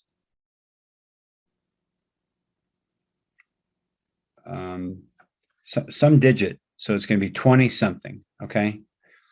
So some digit that you can put in here that when multiplied by the same digit is less than or equal to 200. So if you put in 0, that doesn't work because 20 times 0 is 0. We want to get as close as we can without going over 200. So how about 21 times 1? That's 21. So think bigger, right? How about 25 times 5? Dude, that's 125. Okay. Well, let's go a little bit higher. How about 25 times? I mean, you're going up by 25. So just think about it for a second. So if 25 times 5 is 125, and 25 times 6 is 150, 25 times 7 is 175, and 25 times 8 is 200.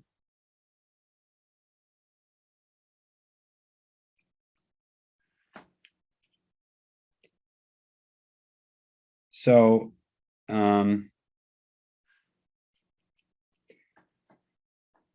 what you need to do is oh,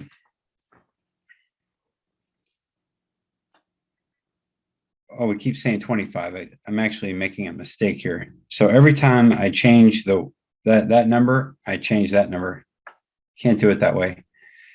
So all right, so we tried 25 times 5. How about 26 times 6?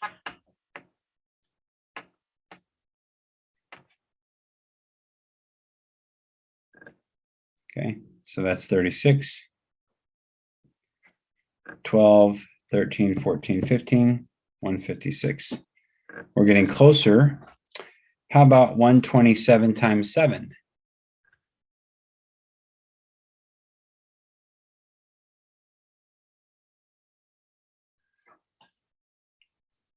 I'm feeling pretty confident about this one. That's 9, 4, 14 plus 4 is 18. 7 times 1 is 7 plus 1 is 8. Oops. We went way too big there. That was 656 before, not 156. I don't know what it was. No, that was right. Hold on a second. I'm messing up here. So I don't know why I wrote that 127 times 7. It's 189. Look, let me do it again. I'm just tired. So it's 27 times 7. Sorry, guys. I'm a little tired. So it's 49, right? Carry the 4. 2 times 7 is 14 plus 4 is. So that's as close as you're going to get because if you can't add 20 anything to that number. So in other words, it's 7 and 7, okay? And this right here is your next digit. So you just estimated it to 1 digit. It's okay to stop there, like, because the next thing would be to make it like 2,000 or 20,000 or something, whatever. And you don't want to mess with that. So I just go out to 1 digit. So I'll say, if I wanted to estimate it, we'll say x is approximately equal. Now we have to use this symbol to -2 plus or minus. And now we should do the multiplication. Yeah. We should say, what is 1.7 times 2? If we're really estimating this. That's easy enough. 14 and 3.4. So plus or minus 3.4. So now we've got x1 and x2. x1 is approximately equal to -2 plus 3.4. And then x2 is approximately equal to negative 2 minus 3.4. Isn't it just freeing to not need a calculator for anything? So now we got to just subtract 3.4 minus 2 is 1.4. Okay, so that's 1.4 approximately, right? And so what is this approximately? So now negative 3.4 minus 2 is negative 5.4. So it's approximately negative 5.4. And so there's your two solutions, right? If you wanted to write them out like this. And say x is an element of the real number set such that x contains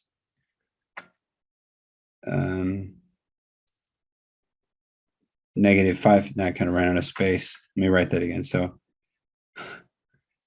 x is an element of the set of all real numbers such that x contains these two values, negative 5.4 and 1.4. And this is called set builder notation. So I was telling everybody there was like another notation that was out there.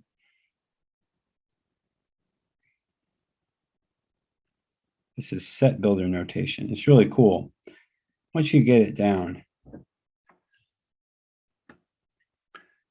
So that's really neat. Like now we know where this thing crosses the x-axis, right? And the negation of this is where it crosses the y-axis. So look, we've got all this information. So we've got our x ints, which we don't usually have.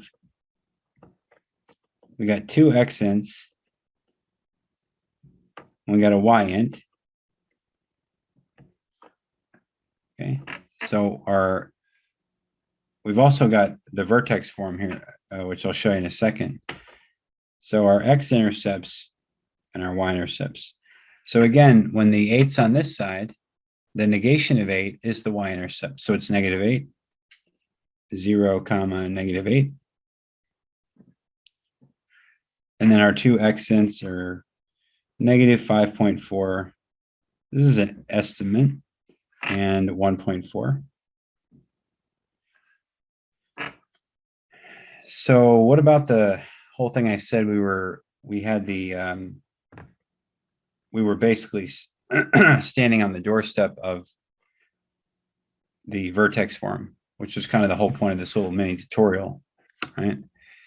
Let's scroll back in time to when I had not yet taken the square root of both sides. Okay? At that point in time, this is what my equation looked like. X plus 2 squared equal 12. Look how close I am to having this form y equals a open parentheses x minus h close parentheses squared plus k. I'm so close. All I've got to do is negate the right side, and I've got it, right? So now y equals open parentheses x plus 2 close parentheses squared minus 12. Okay, and now you know everything. So when this is positive, negate this value and you have h. So h is equal to the negation of 2, which is negative 2, and k is equal to negative 12. So now I've got h comma k, which is the vertex.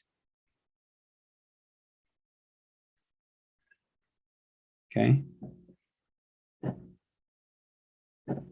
And that's equal to -2, comma, -12.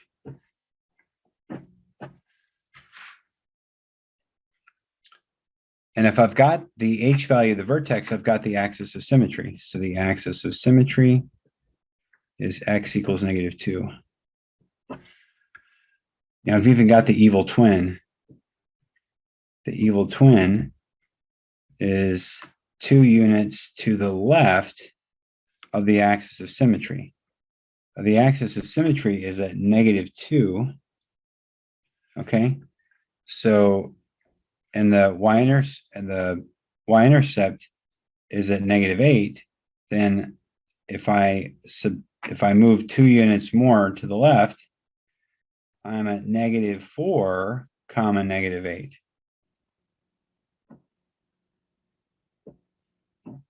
So suddenly I've got everything I need to graph. Like I've got multiple points here. So this is the coordinate here is comma 0, comma 0, right? And we got all these coordinates. Look, we got 1, 2, 3, 4, 5 coordinates that we can plot. And you know, back in the day, we didn't have graph paper. We just had to draw it. So think about your coordinates for a second.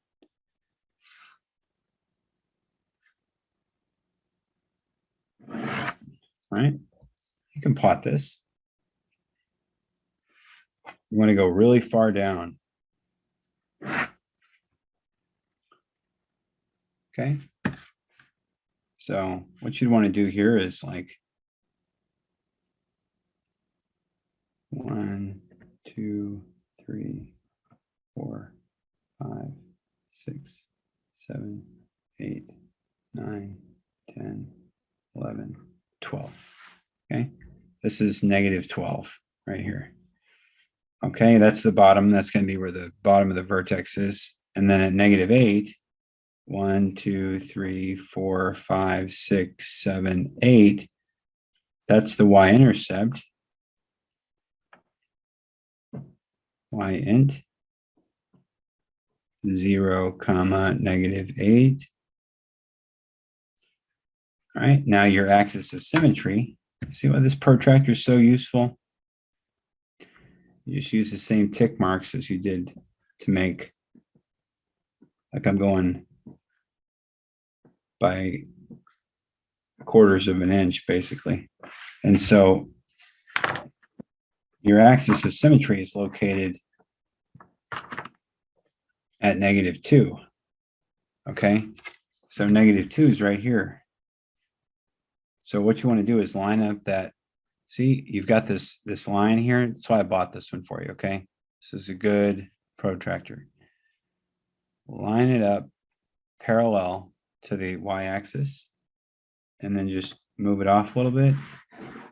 There's your axis of symmetry.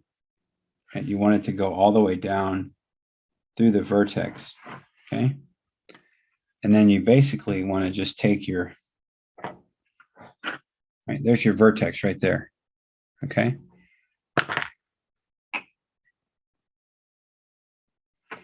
And that means that your evil twin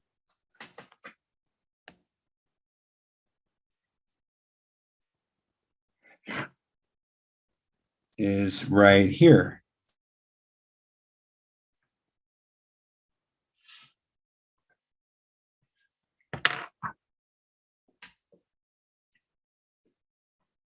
Okay.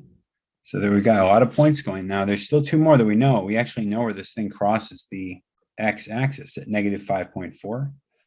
So that's -1, 2, 3, 4, 5.4 would be about right there. Okay.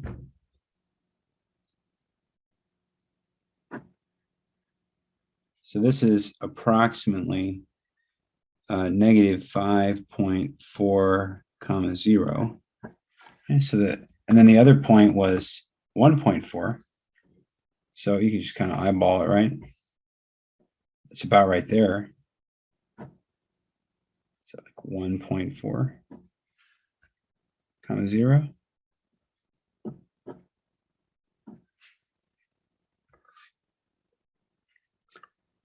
And it all looks right, you know?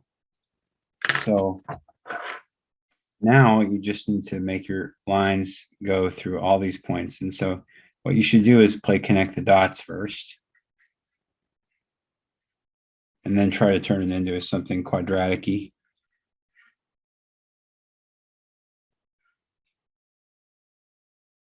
And you can even see by the shape here that we computed it right, because it's quadratic in shape, isn't it?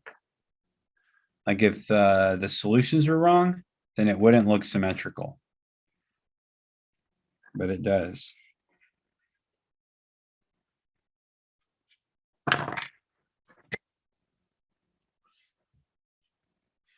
So I'm going to do this in pieces. It's a big graph.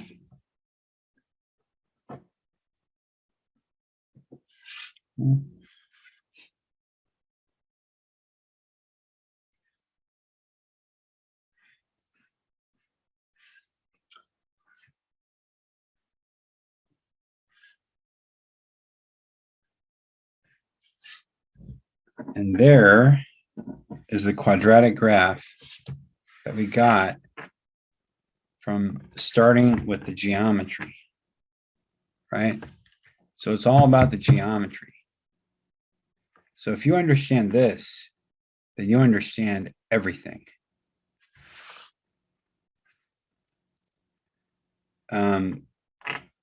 So this is the graph y equals x plus 2 squared minus 12. But it's also the graph of the standard form equation.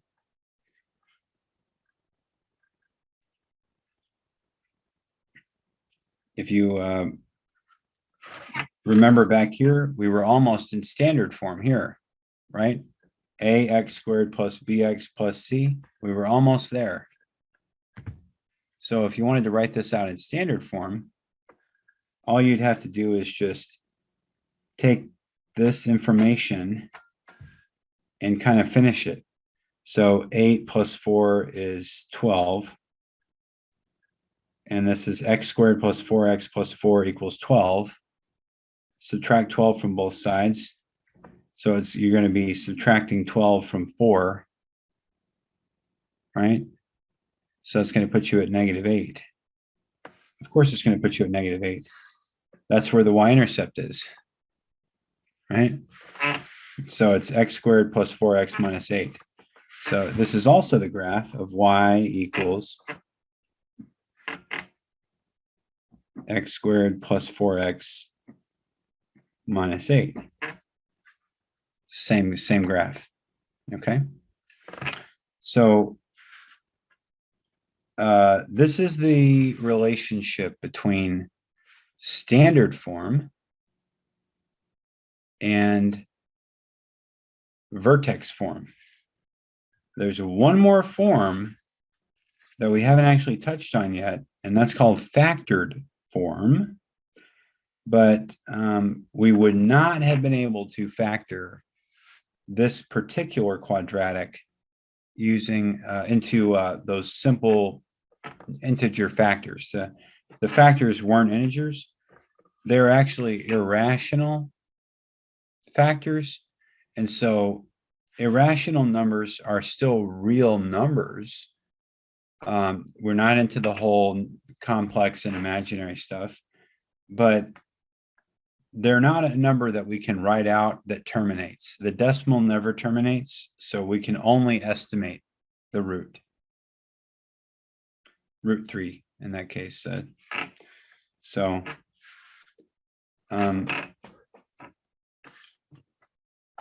the only time you're going to get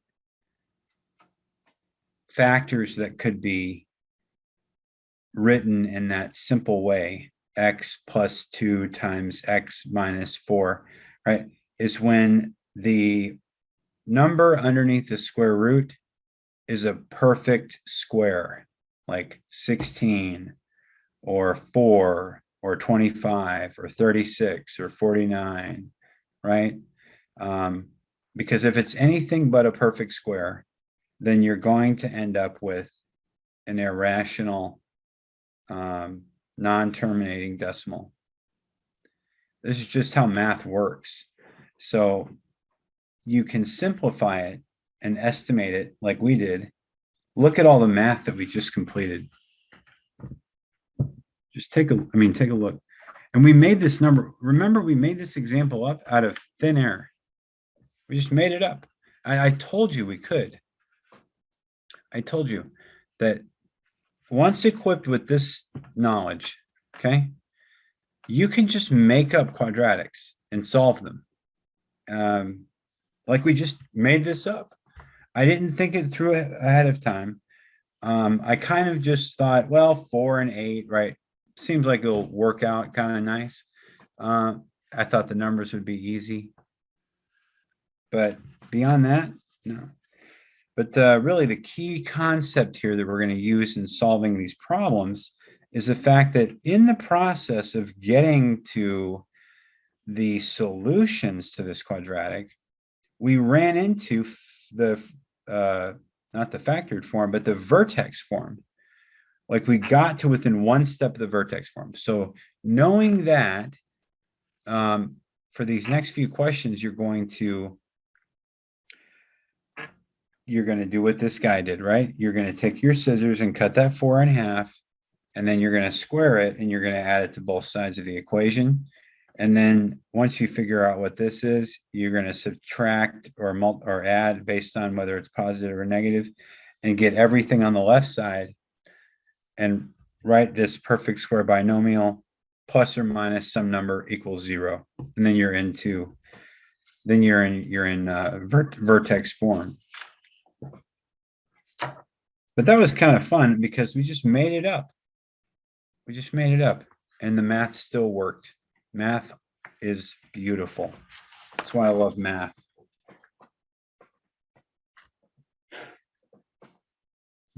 So what do you do now?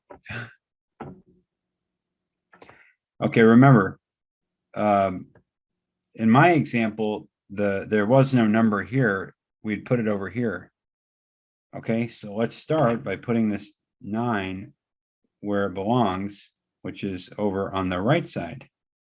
And now we can truly interpret this. I just want to erase it right from this side so that we can look at this just like it was that guy's problem. Okay, so this is no longer, this is 9. You literally got x squared plus 8x equals 9. Okay, so now you can think about it as a square plus a rectangle, a square of side length x plus a rectangle of where one side length is x and the other side length is 8.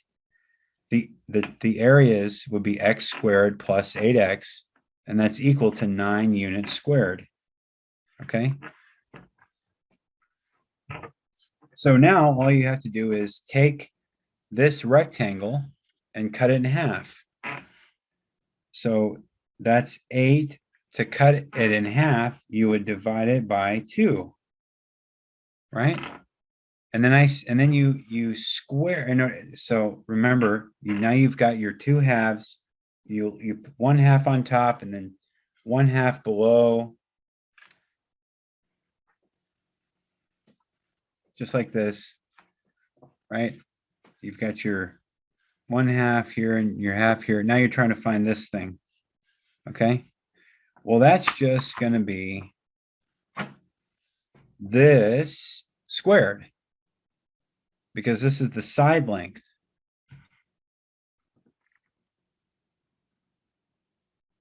So that's right. That right there is what you want to add to both sides of the equation.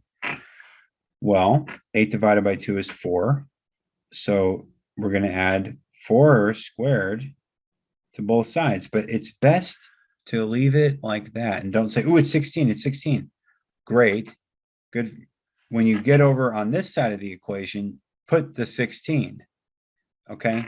But on this side of the equation, leave it in the 4 squared notation. So write x squared plus 8x plus 4 in parentheses, 4 close parentheses squared equals 9 plus, and then you can square it out. 4 times 4 is 16. Okay? Now, why would you do that? Well, here's why. To make that perfect square binomial, you have the perfect square trinomial already. You see, you've got your double squares here. That's your signal that it's time to play the game of just taking this x, sticking it here, and taking this 4 and sticking it here, excluding the middle term entirely, and forming a brand new, beautiful, perfect square binomial called x plus 4 squared equals 25. So you're so close to the vertex form, aren't you? If you would just subtract 25 from both sides, you'd be in vertex form. So the vertex form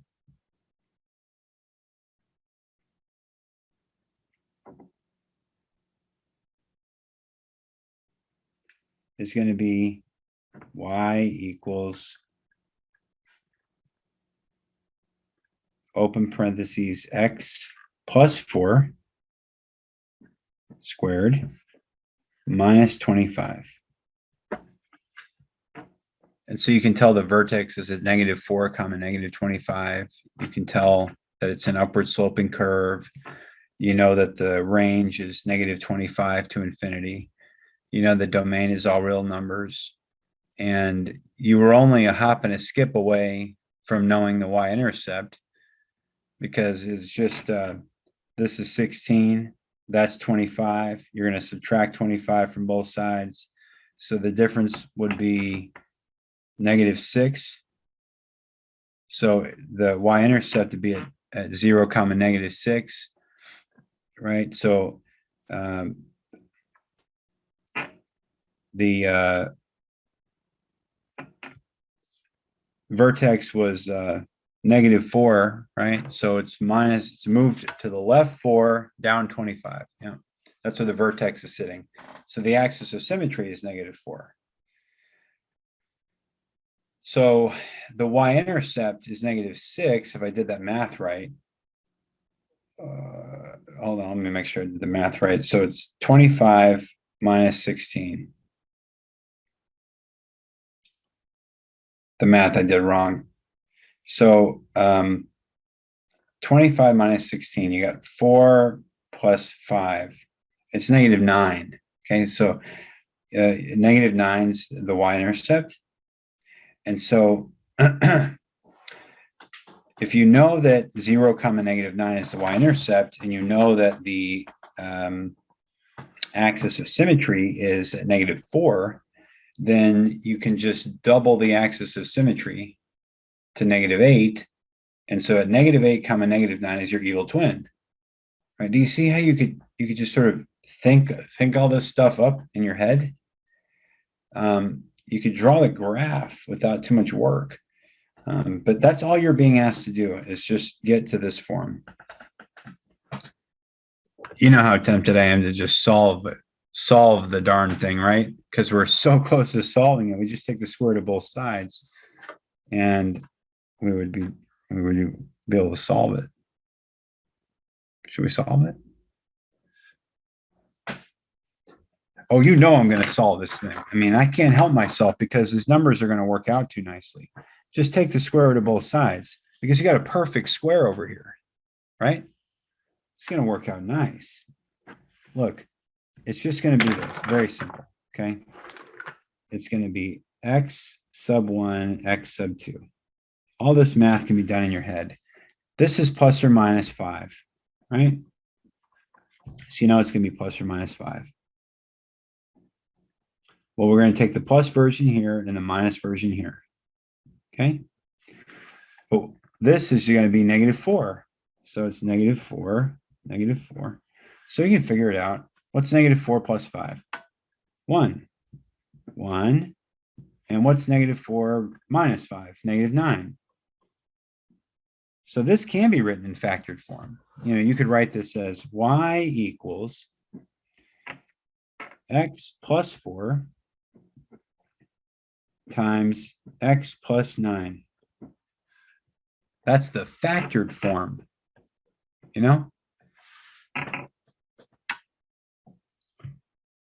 the factors are just the opposite of the solutions. So if your solution's negative, I wrote this wrong, minus 1.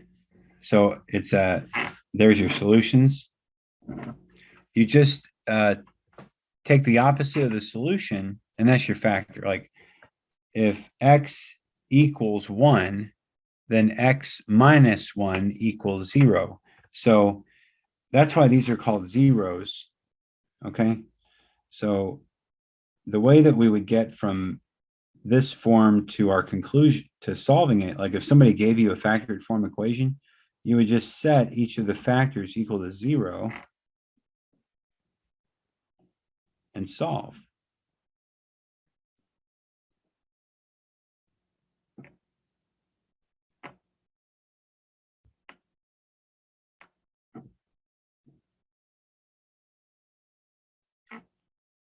See that, but this is a unique situation where you had integer solutions.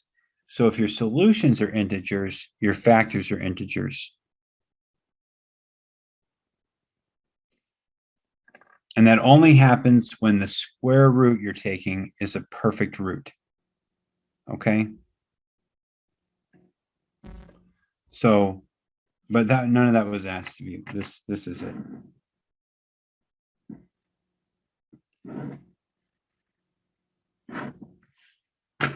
And that is number 9.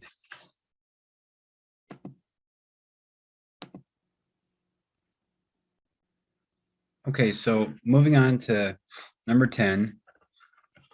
You see, we've already got there's so much information. Negative b over 2a, right? So negative 2 over 2 times 1. So the axis of symmetry is at 1. The y-intercept's at negative 15. We're already on our way. Like we could graph this thing. You know what I'm saying? How quickly we could do this. So, but we want to convert this to vertex form and just be done with it for now. That's all they want. Is so, think about what that guy's video said. Again, remember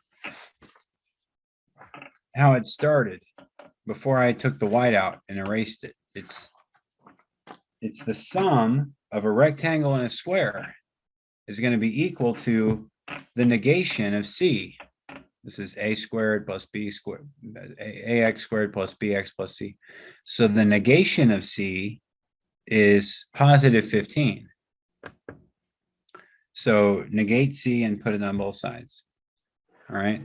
So the negative of the negative is the positive. So plus 15 on both sides. So this is just going to be, I'll show you the math. You're not going to have the white out there. So you're going to do plus 15 on both sides. And then you're going to have what this, we're back at the geometry part. You have a square. I'm going to make this square half an inch.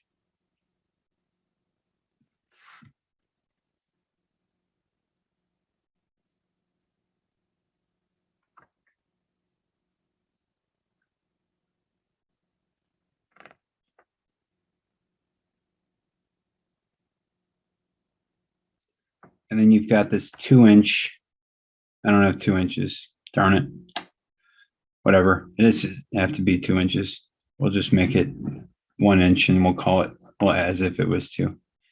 All right, so you've got the square plus the rectangle. The total area is 15 units squared. That's what it's saying. This is x squared plus 2x is 15 units squared. And you want to know what x is? Okay, so like to get the vertex form, you have to do this part, right? You got to divide this in half. Okay. And bring this down here like this.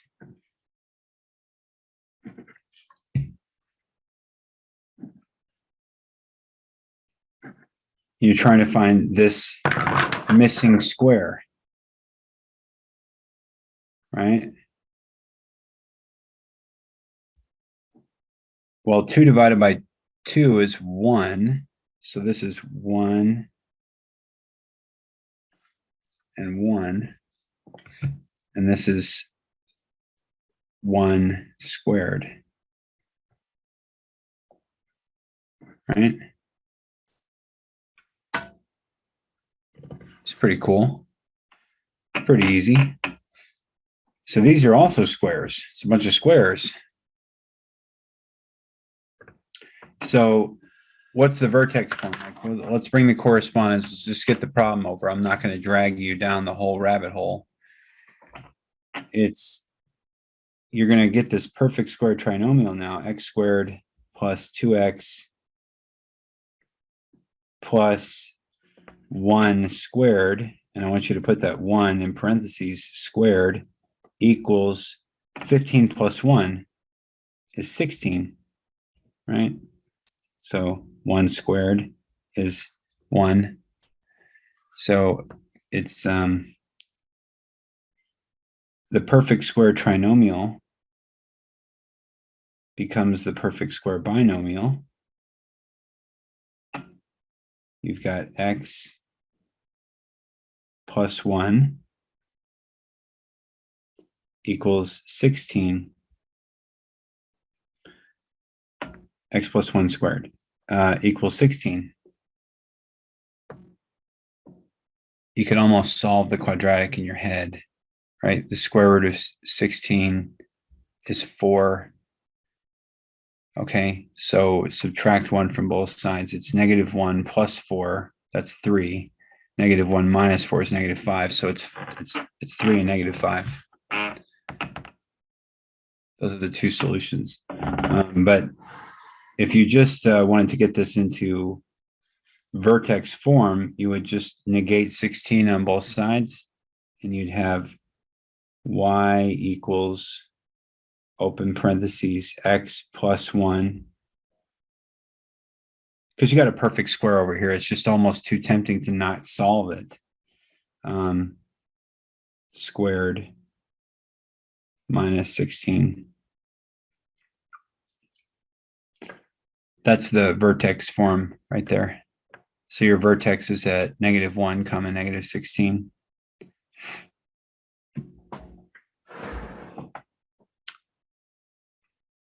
I just can't help myself. So, I mean, you're so close to solving the darn thing. It's x plus 1 squared. It's so rare that you come across one of these gems. If you wanted to actually solve the quadratic, which you should always want to do, I mean, doesn't it just beg to be solved? You're just going to take the square root of both sides, and you're going to get a perfect root because 16 is a perfect square. So you have x plus 1 equals plus or minus 4. Like I said, subtract 1, subtract 1. So x1, x2, -1 plus 4. That gives you 3. And then -1 minus 4 gives you -5. All right, so the factored form of this would be y equals open parentheses x minus 3 times x plus 5. And if you foiled that out, you would get the standard form, which is y equals first, outer, inner, last, x squared, outer plus 5x inner minus 3x last minus 15. So the standard form equation of this quadratic is x squared plus 2x minus 15. And didn't we already kind of know that?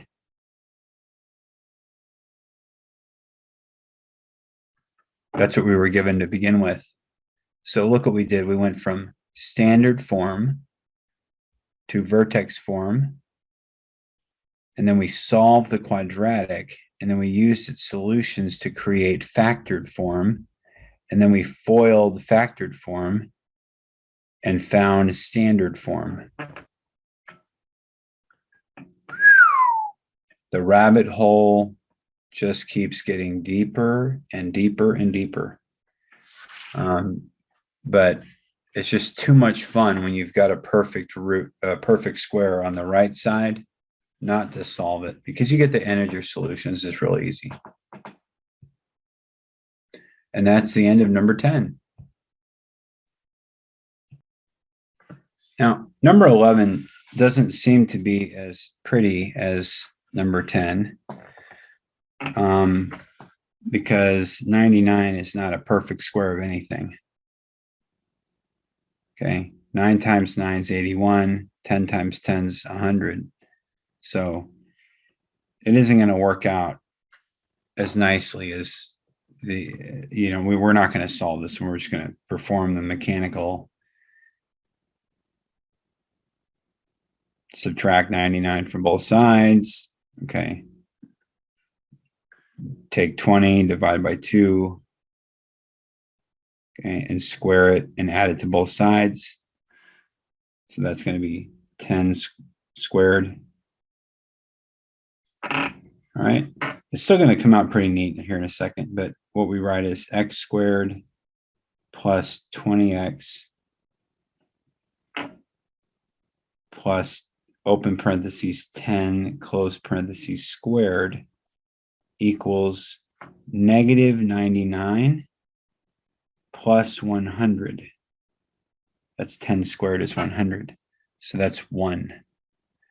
So your perfect square trinomial becomes the perfect square binomial x plus 10 squared equals 1. So you're right there, you can solve it again in your head, because the square root of 1 is 1. It's not negative 1, that would be I, but you would have negative 10 plus 1, which would give you negative 9.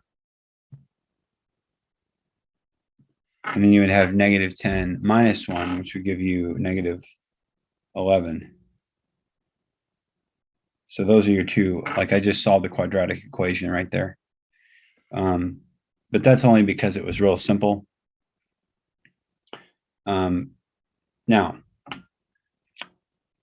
if you wanted to make this into vertex form, you would just write y equals open parentheses x plus 10 squared minus 1, negate the 1 and set it equal to 0, right? But you don't write equals 0 because you already wrote y equals. So you just make this kind of disappear. And here's your answer.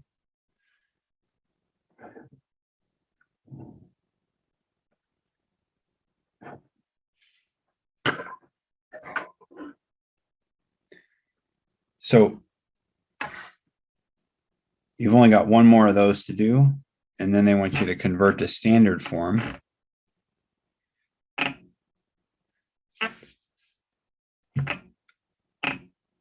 One more coming up, but that's the end of number 11.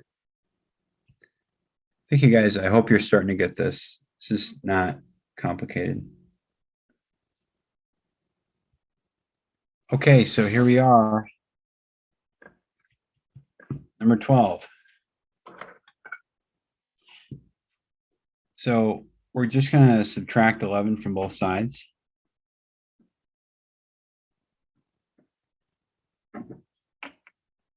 use that protractor. Okay, now you've got x squared minus 12x equals negative 11. Okay, so now divide negative 12 by 2. Square it and add it to both sides. So negative 12 divided by 2 is negative 6. Okay, so we're going to put x squared minus 12x plus, open parentheses, negative 6, close parentheses, squared equals negative 11 plus 36. Because negative 6 squared is 36. Okay, so you have to do a little subtraction there. 36 minus 10 is 26. So 36 minus 11 must be 25. Oh boy, another perfect square. So your perfect square binomial is x minus 6. You just square that, and that equals the perfect square, 25. So can we solve this one in our heads? Yeah.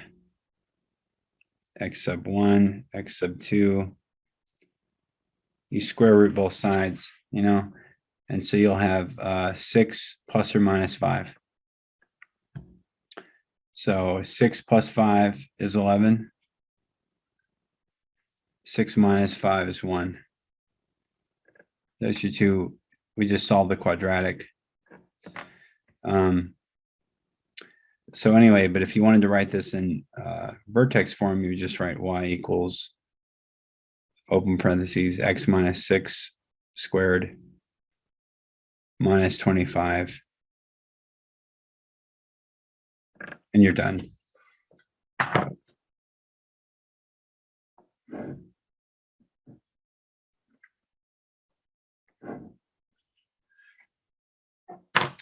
I'm gonna have to remember these quadratics because they work out nicely. They're useful for teaching when you have these perfect squares, because you can understand that the perfect square thing, because people always know the square roots of these perfect squares. Well, that is the end of number 12, and then we start a new section, so we'll end here and come back for number 13. Okay, so here we are on number 13, and we're being asked to convert from vertex form to standard form. The real key here is to just remember how we got to vertex form in the first place. You know, we went from standard to vertex over and over and over again. Now we're going from vertex back to standard. So we just kind of have to unwind what we did. Let's see how that works out for us, okay? So let's try to piece together what occurred here, all right?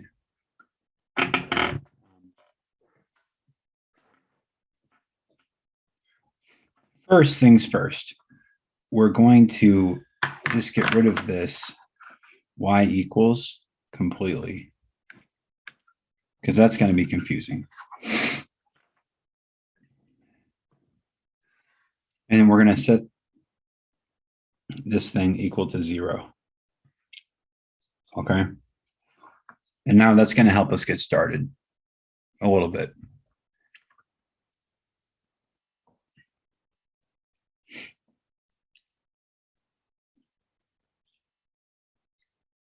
Now,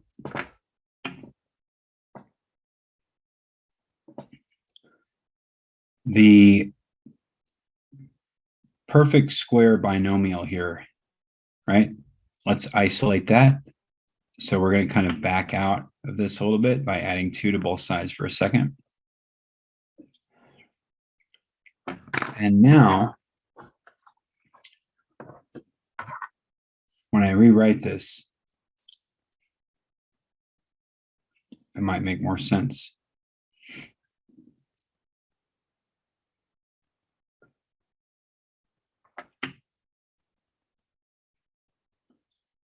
Remember, we're trying to get back to that form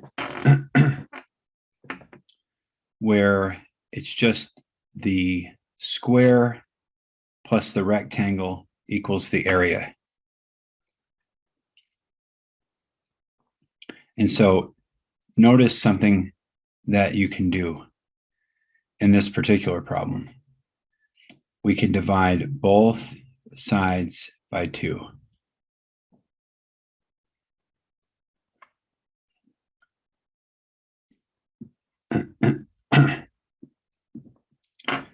And now look what I've got. Now I've just got that x plus 3 squared equals 1. Now remember how I kept doing this?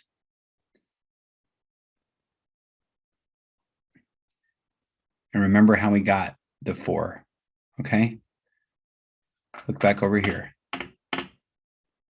The 1 came down here. The x came down here, right? And it equaled some number. And now we've got the same thing here. It equals some number. So let's just back out of it, right? So this was x squared. And then there was some junk in the middle, right? And then there was the 3 squared on the end. Okay, equals 1. Now it's that junk in the middle that we're worried about. Oh, think about how you got 3 squared. That 3 was the result of dividing something by 2.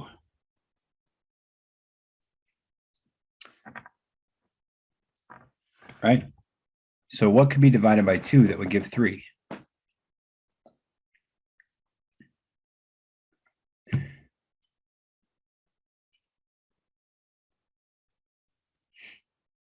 It's almost like a proportion, right? This is the unknown is equal to 6. Butterfly, if is what we used to call it at my old school. Because you do this, and it looks like a butterfly. So, something times 1 equals 3 times 2. So that something must be 6. Yeah. X equals 6. 6 divided by 2 squared is how this all started. So the original middle number was 6. So that means that it's plus 6x. Okay, so this is how you do these. You unwind them. Now, let's bring this up here. Let's move it up here so we can finish the process. I'm just moving this because I run out of space. I'm going to rewrite everything.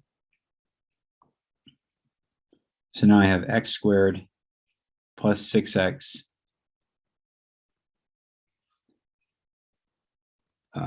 plus 3 halves, or plus 3 squared, which is 9. Now we really want to square this out. Make it 9 is equal to 1. So we're one step away now from having a standard form equation, and that would be to subtract 1 from both sides.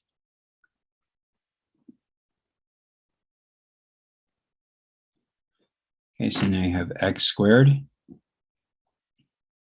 plus 6x plus 8 equals 0. And just make sure that, you know, to know that you did it right, make sure that you can get back to the form that you started with. Okay. So the way you would do that is you would subtract 8 from both sides. And then you have x squared plus 6x blank equals -8.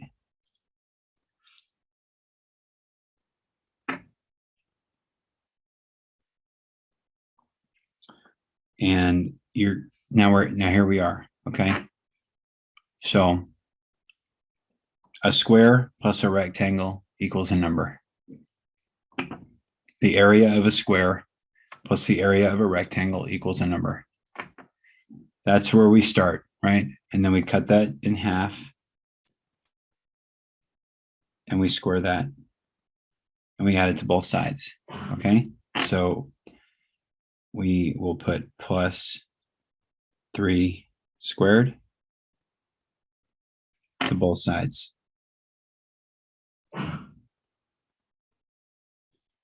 Well, we got x squared. So now we can actually perform our little trick.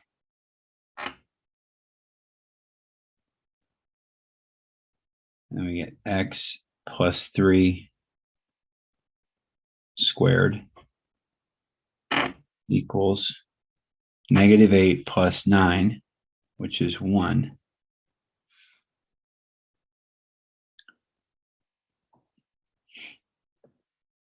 Okay. Now, to get back to the original equation, remember what we did? We just multiplied everything by 2.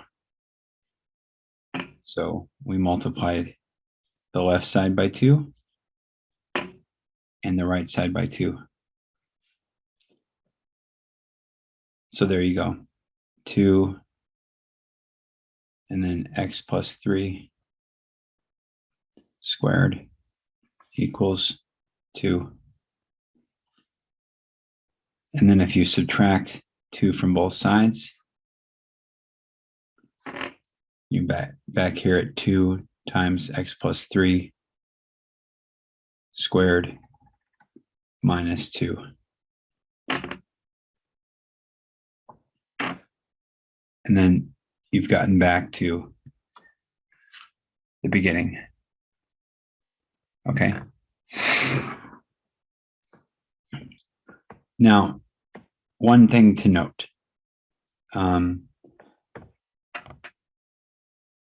It would appear that this whole equation is multiplied by 2. Right? So our standard form that we found was x squared plus 6x plus 8 equals 0. And we conclusively showed that you can get back to where we started, but there was that 2, right? So in situations like this, we can bring this down here and just multiply the whole thing by 2.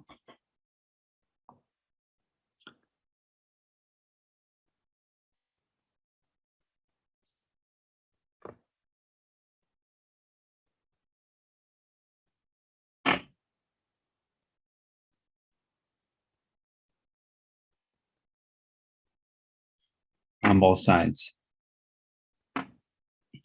So what is the final form of this? It is 2x squared plus 12x plus 16 equals 0.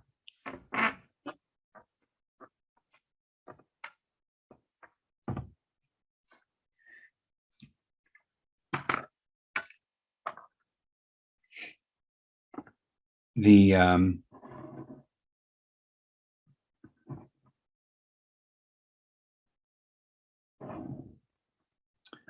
The process is to convert backwards, now that you know how it all works. Just plug some numbers in and see if these two things I just put in boxes compute out the same way. Like first put in 0. If I put in 0, this becomes 0, this becomes 0, this becomes 8. And here, this becomes 0, this becomes 0, and this is 16. So if we evaluated these equations, we would get different answers for plugging in 0. But let's try 1. 1 plus 6 plus 8. That's 7 plus 8, and that's 15. Now that's 2 plus 12,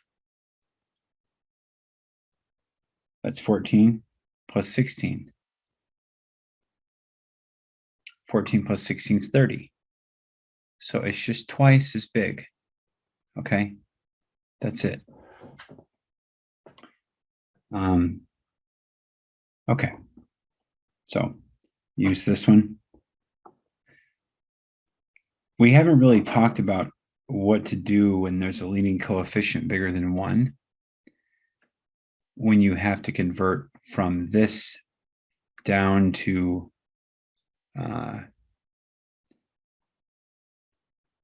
the vertex form, get that perfect square trinomial, perfect square binomial. So it's a little bit of a curveball, but there's the answer. And that's number 13.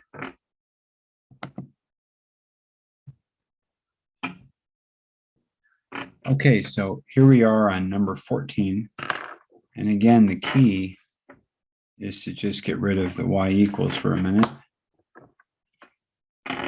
Set it equal to 0.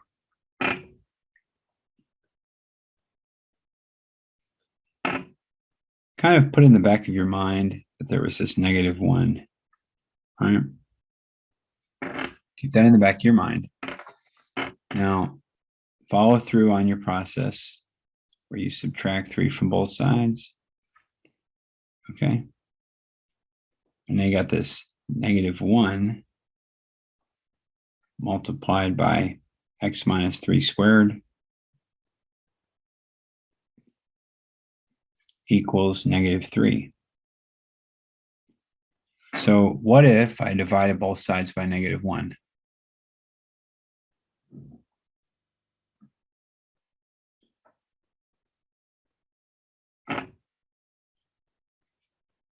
Those -1s would cancel, and now I'd have my perfect square binomial right here, x minus 3 squared, and then that would equal +3. So can we reason our way back to the original quadratic? Sure. So we know that there's going to be an x squared leading, and then there's going to be over here a -3 squared. Some junk in the middle equals 3. Okay. So what was that junk in the middle? Well, remember that was the result of dividing some number by 2 and then having that number squared. And so we just need to figure out what divided by 2 gives -3. So it had to be -6, right? Because -6 divided by 2 would be -3. So this would be -6x in here. So I need to move this problem over here. There's just not enough space to work the problems out.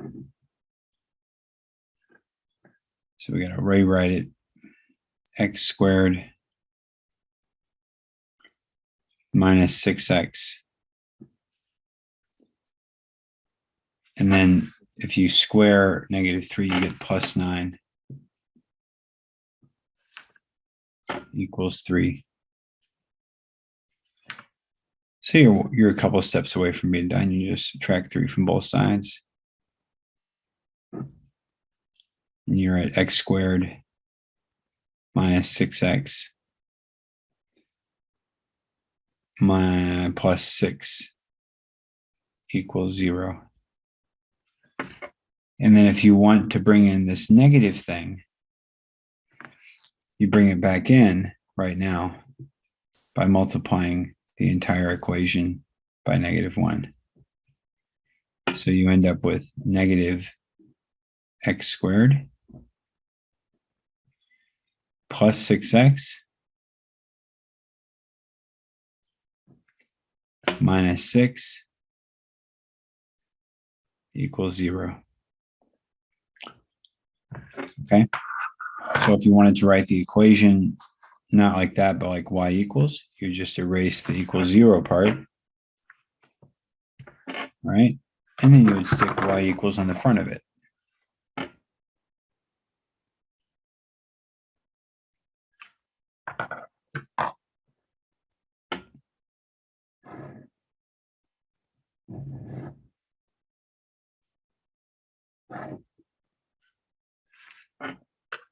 All right, and that is number 14.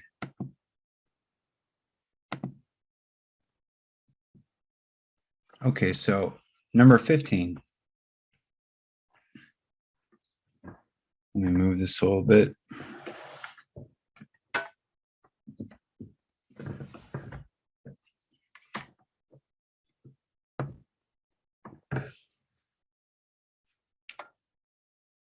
Now these two problems, 15 and 16, these are going to be much easier since they kind of follow the protocol.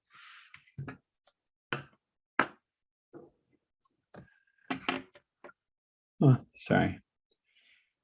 There's no leading coefficient. And when you're completing the square, if there is a leading coefficient, you have to get rid of it before you can complete the square.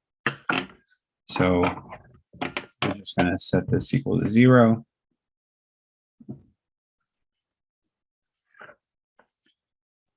And subtract 4 from both sides. So now we have just the open parentheses x plus 1 squared equals -4. Reason backwards.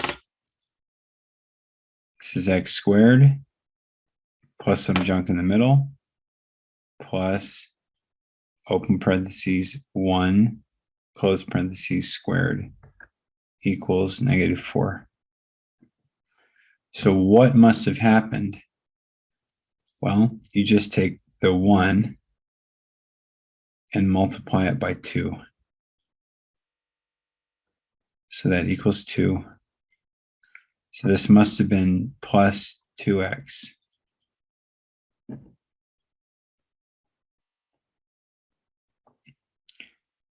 So if you think about this, you've got 1 squared is 1.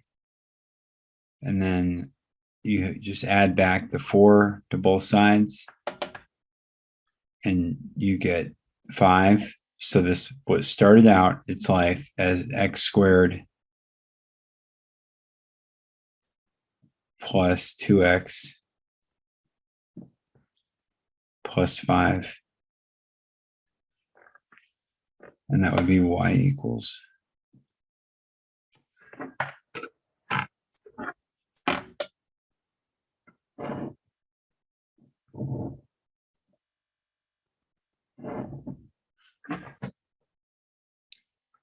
Okay, that's number 15, and on to number 16 next. Okay, so on to number 16. So I think we can we are all just starting to get the picture here. You get rid of that y equals for a minute. And then you subtract 3 from both sides, right? So this equals -3.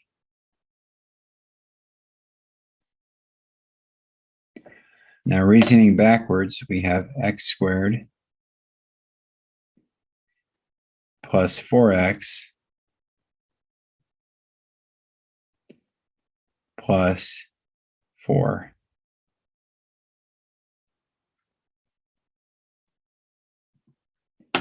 equals -3. So just add 3 to both sides. And you get x squared plus 4x. Oops. Plus 7. Okay, so that's what y equals, x squared plus 4x plus 7.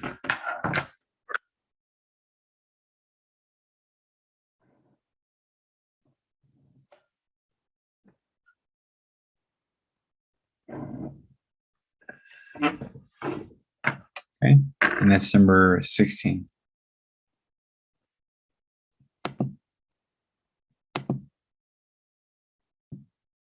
Now for number 17 through 20, the use of calculators is permitted. The only part you're going to need to do, I mean, I think your calculator can just take it like it is, but you need to mess with these equations to make them look right. You know, it needs to say y equals something. So what you would need to do is, you know, in the first equation, we'll look at it. You got -3x squared minus 7x plus 2y minus 6 equals 0. Okay, so subtracting 2y from both sides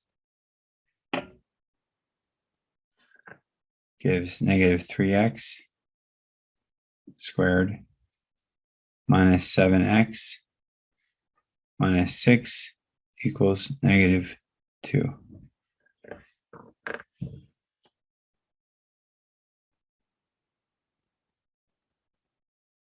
Y. So final step is to divide everything by -2.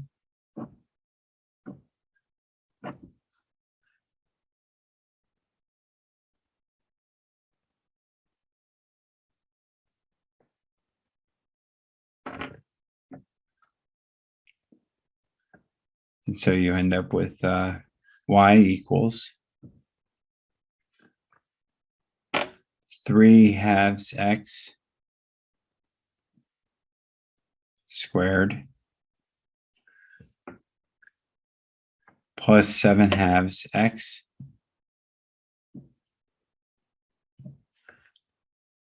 plus 3.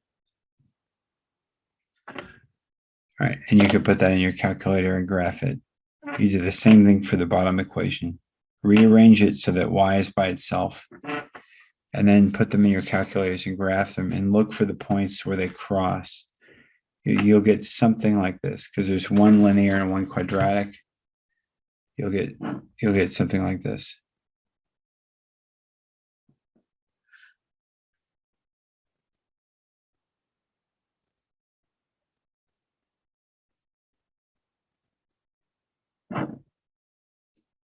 Okay. And your solutions are located where the graphs meet. So here's one, and here's one. So that's how you identify them on your graphing calculator, okay? So that kind of covers 17, 18, 19, 20 since you're going to be using technology. I won't be showing the full math on all this, right? So we're essentially done with the review. Great job. Thanks so much for your attention, for watching. It's been a long, tough journey, but we made it. Good job. Thanks. Bye.